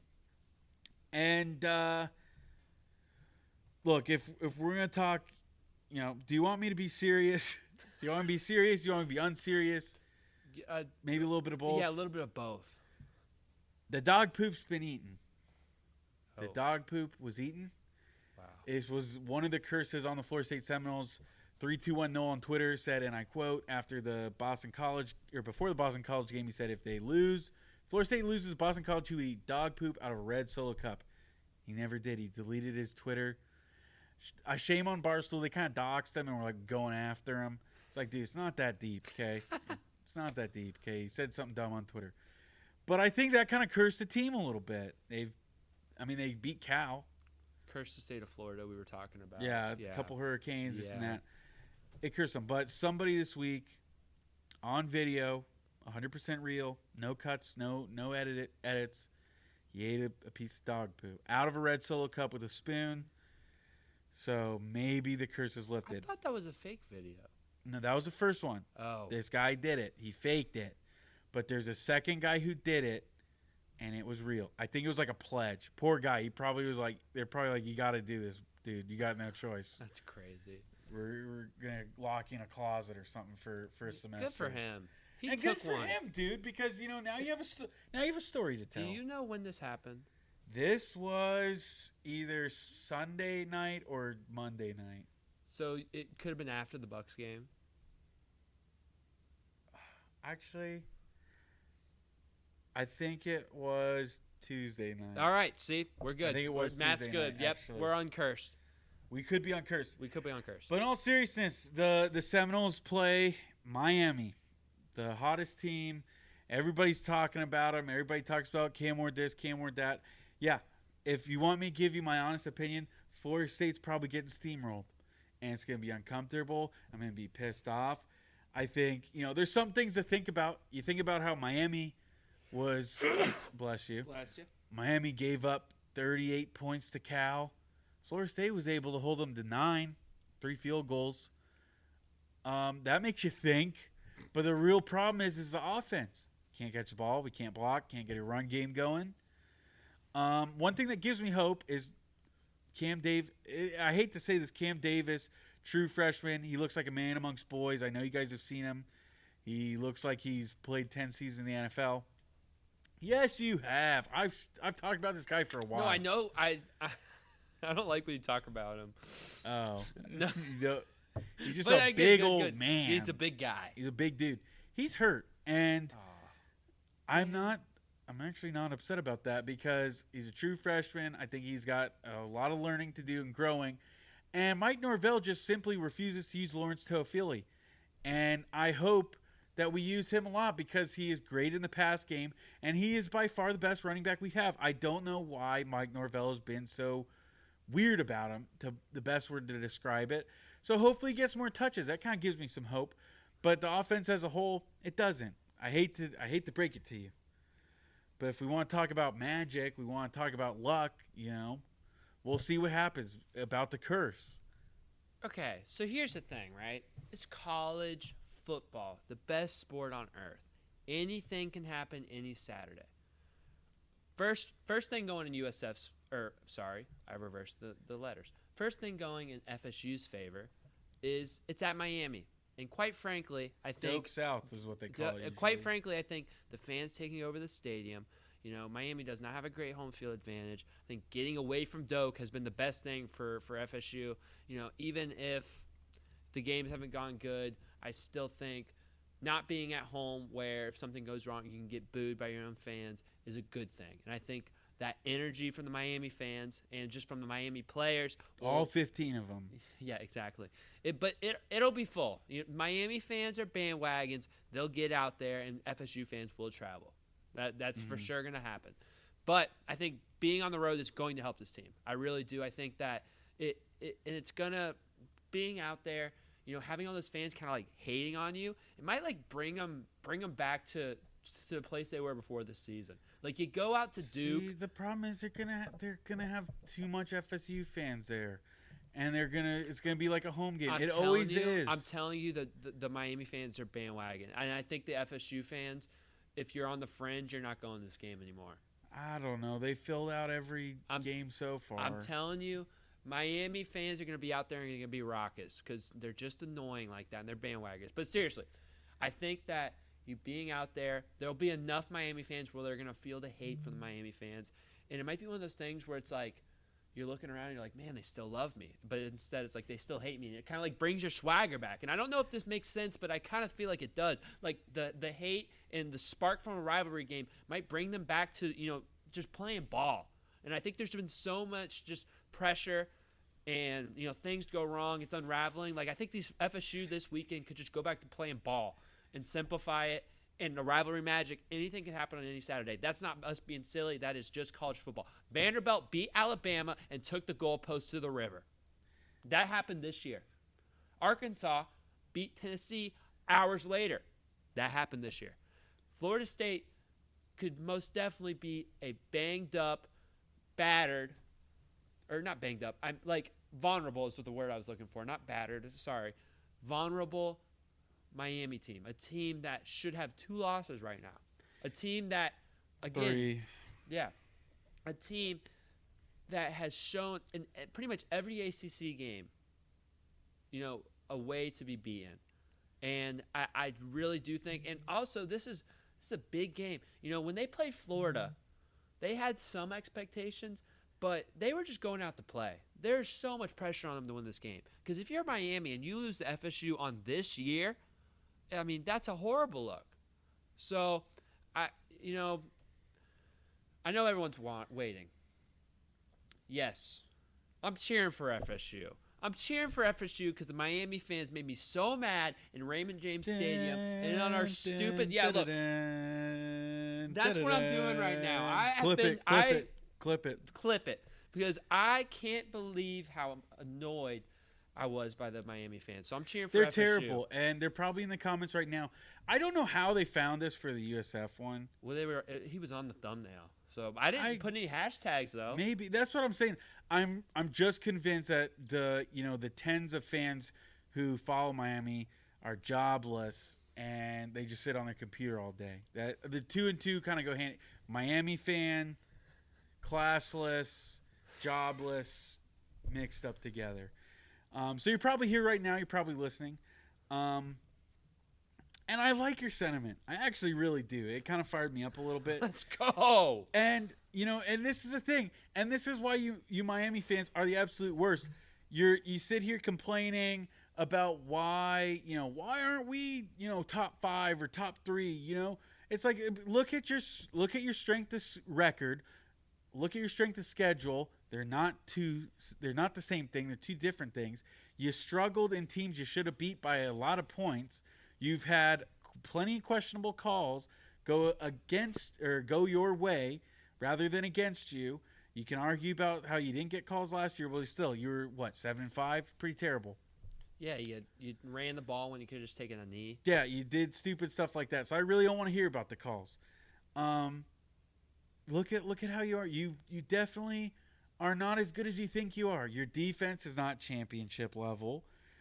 Cam Ward will make mistakes plenty of times and put you guys in bad situations. So, where's the reality check?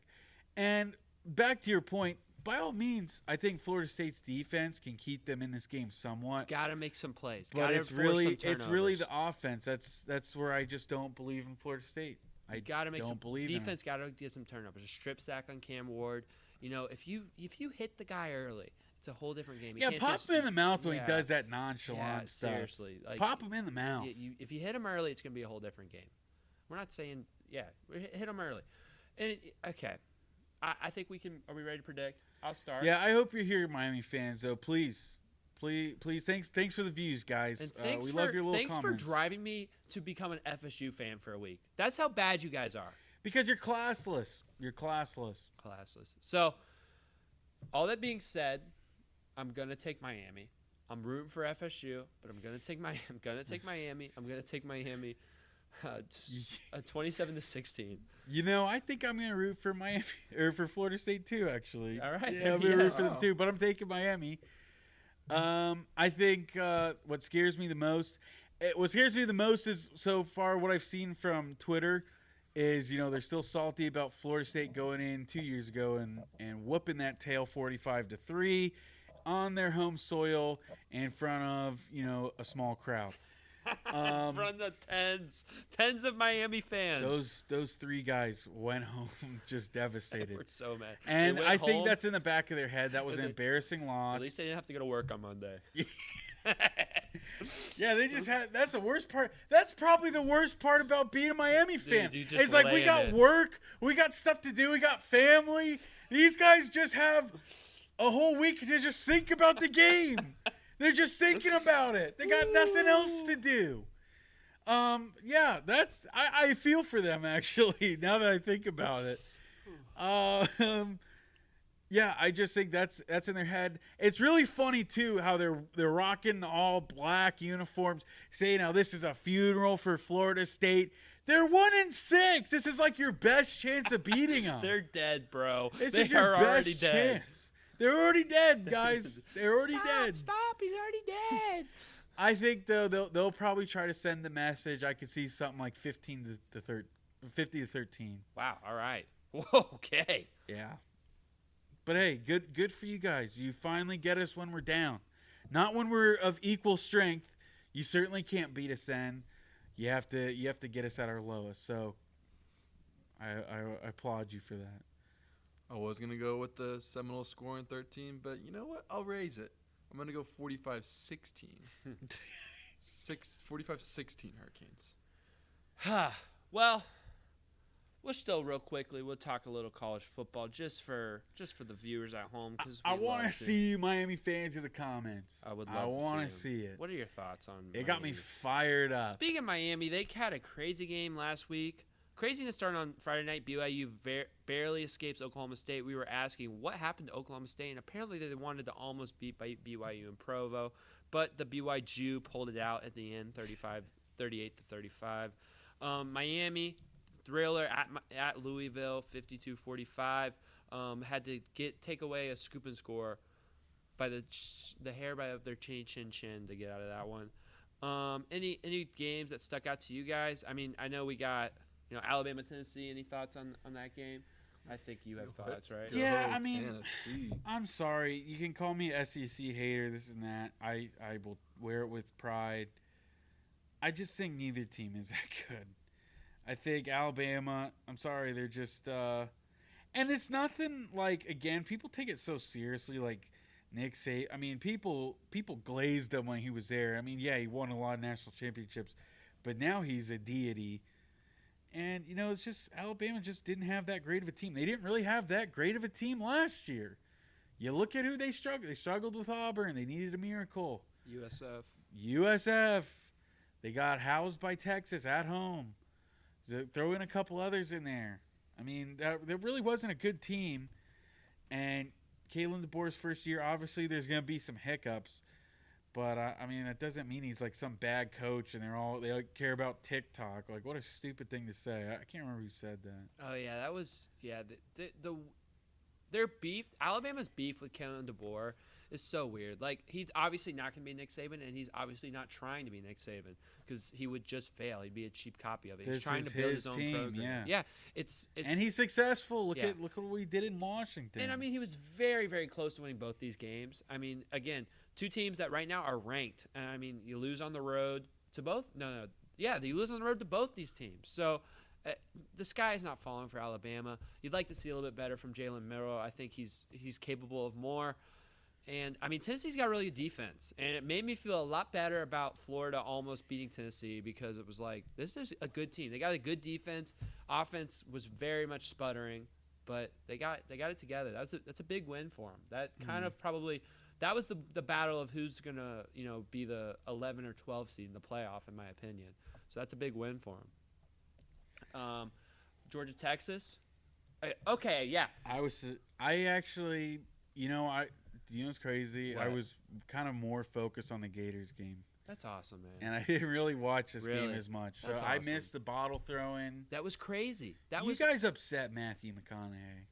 he didn't like it, He didn't like that. He Well- loved the energy. but you can't be throwing stuff. Did you see Vandy put up a net in front of the Texas? Is that section? actually real? Yeah, I think That's so. hilarious. That's funny. That is very funny. I don't know if it's real. I hope it's real, and I didn't just spread fake Yeah, information. way to troll.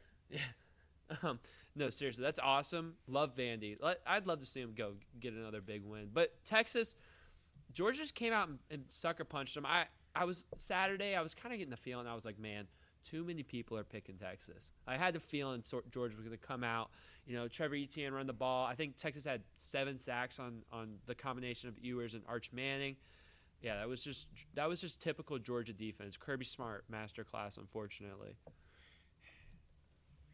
Yeah, everybody doubted him. No, You at ESPN doubted us. They finally got their actual bulletin board material. Like you know how a couple years ago they were like making it up. Like you know when they won. They won the national championship undefeated. And he was like, no, nobody thought we could do it. Yeah, he was It's like everybody thought you could do it. Do you remember the guy that was like, they picked us to go 7-5, and we're like, who said that? Yeah. Oh my god! So they finally have bulletin board material. So it's good Some to see like like Alabama fan, in the middle of nowhere, like, I think Georgia's going 7-5. they're like, that's all we needed, and I took it personally.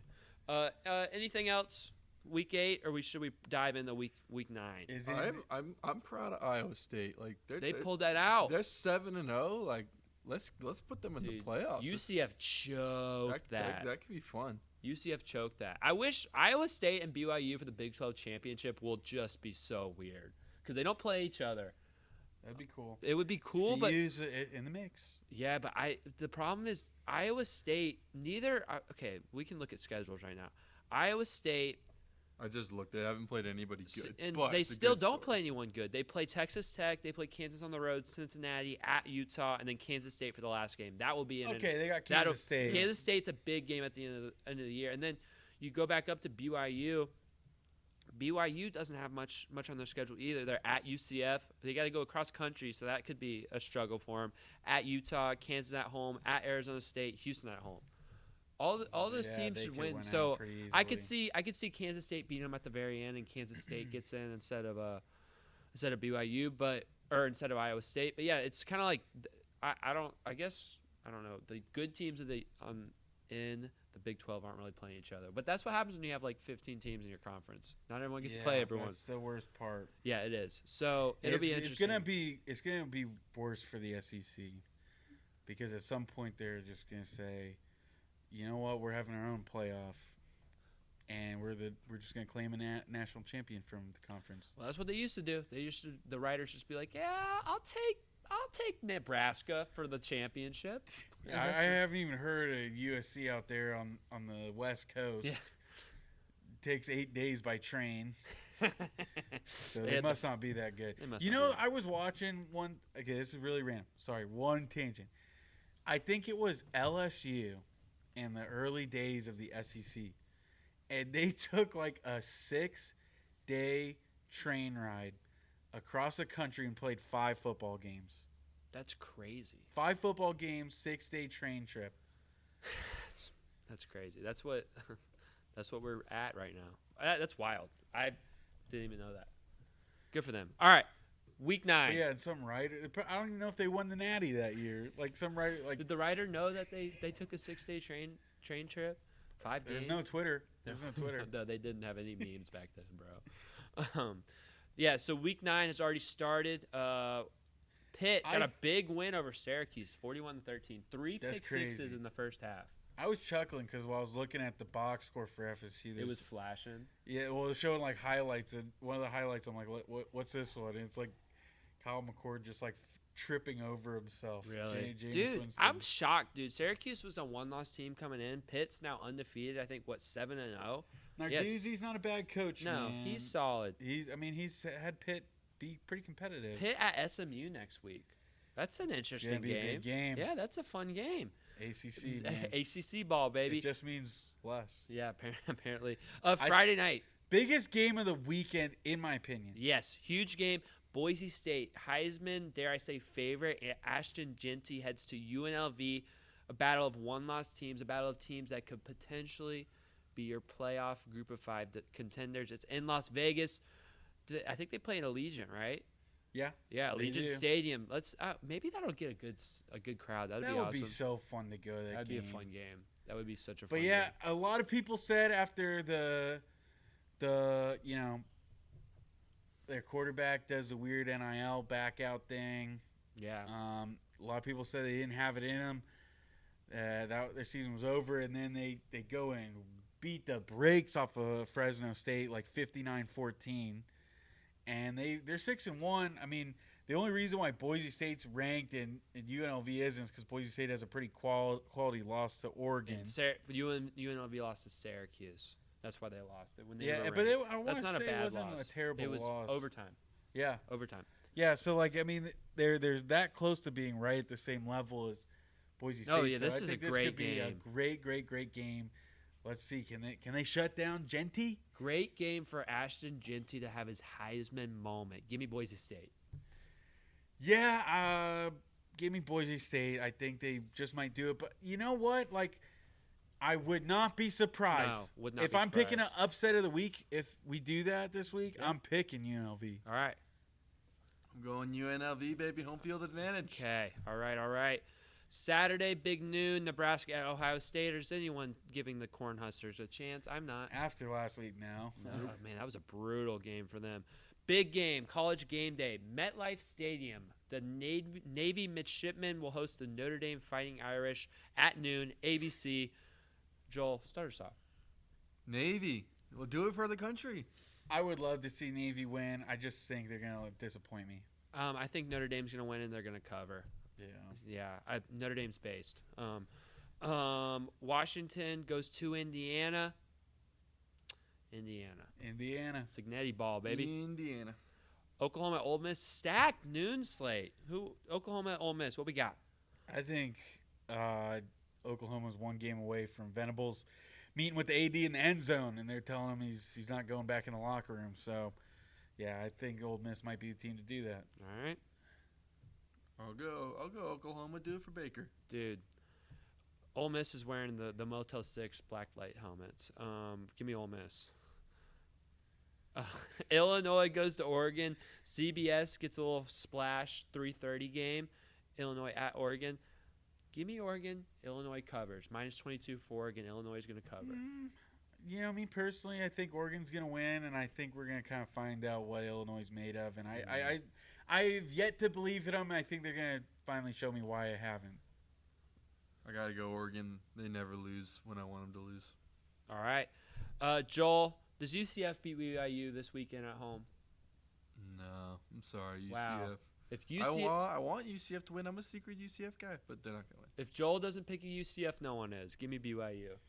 Yeah, give me BYU. I think this would be the type of game that UCF pops out to like a 17-point lead, and you're like, oh man, here we go, and then They kind of had that last week, choke, though. Yeah. They choked. But they last do that all week. the time. They did it to do. Baylor with Oh my the God. famous McLean. What do you got? What do you got? That's McLean. true. Yeah, that's a good call.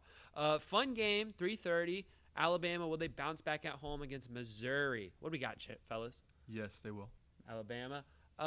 Give me Alabama too. I think Missouri's not very good. Yeah, Alabama's winning. Okay, 4:15. The mighty ranked Vanderbilt Commodores. Yes, you heard that right. Number 25 hosts the Texas Longhorns. Will they have another crazy moment?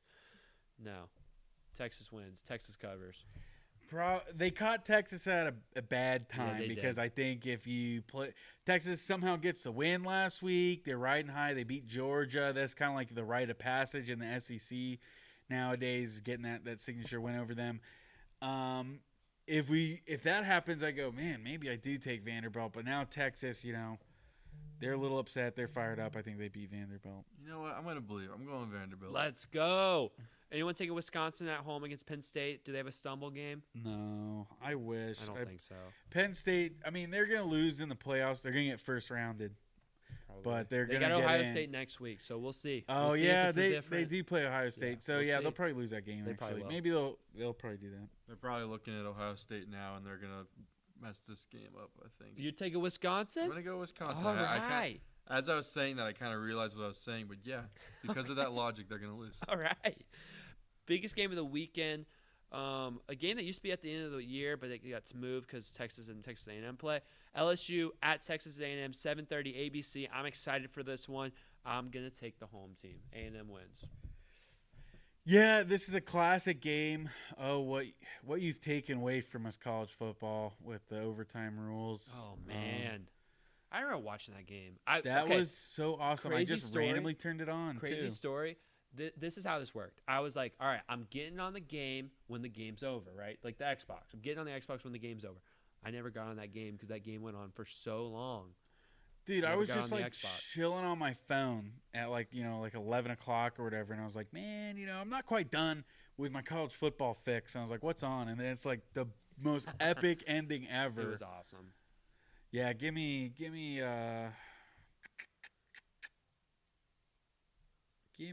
Texas A&M. All right. Joel? I'll go Texas A&M. All right. It'll be. I hope it's a good game. I think it's going to be a good one. I think it's going to be a good one. Garrett Nussmeier said Kyle Field is not that loud. So, Kansas State.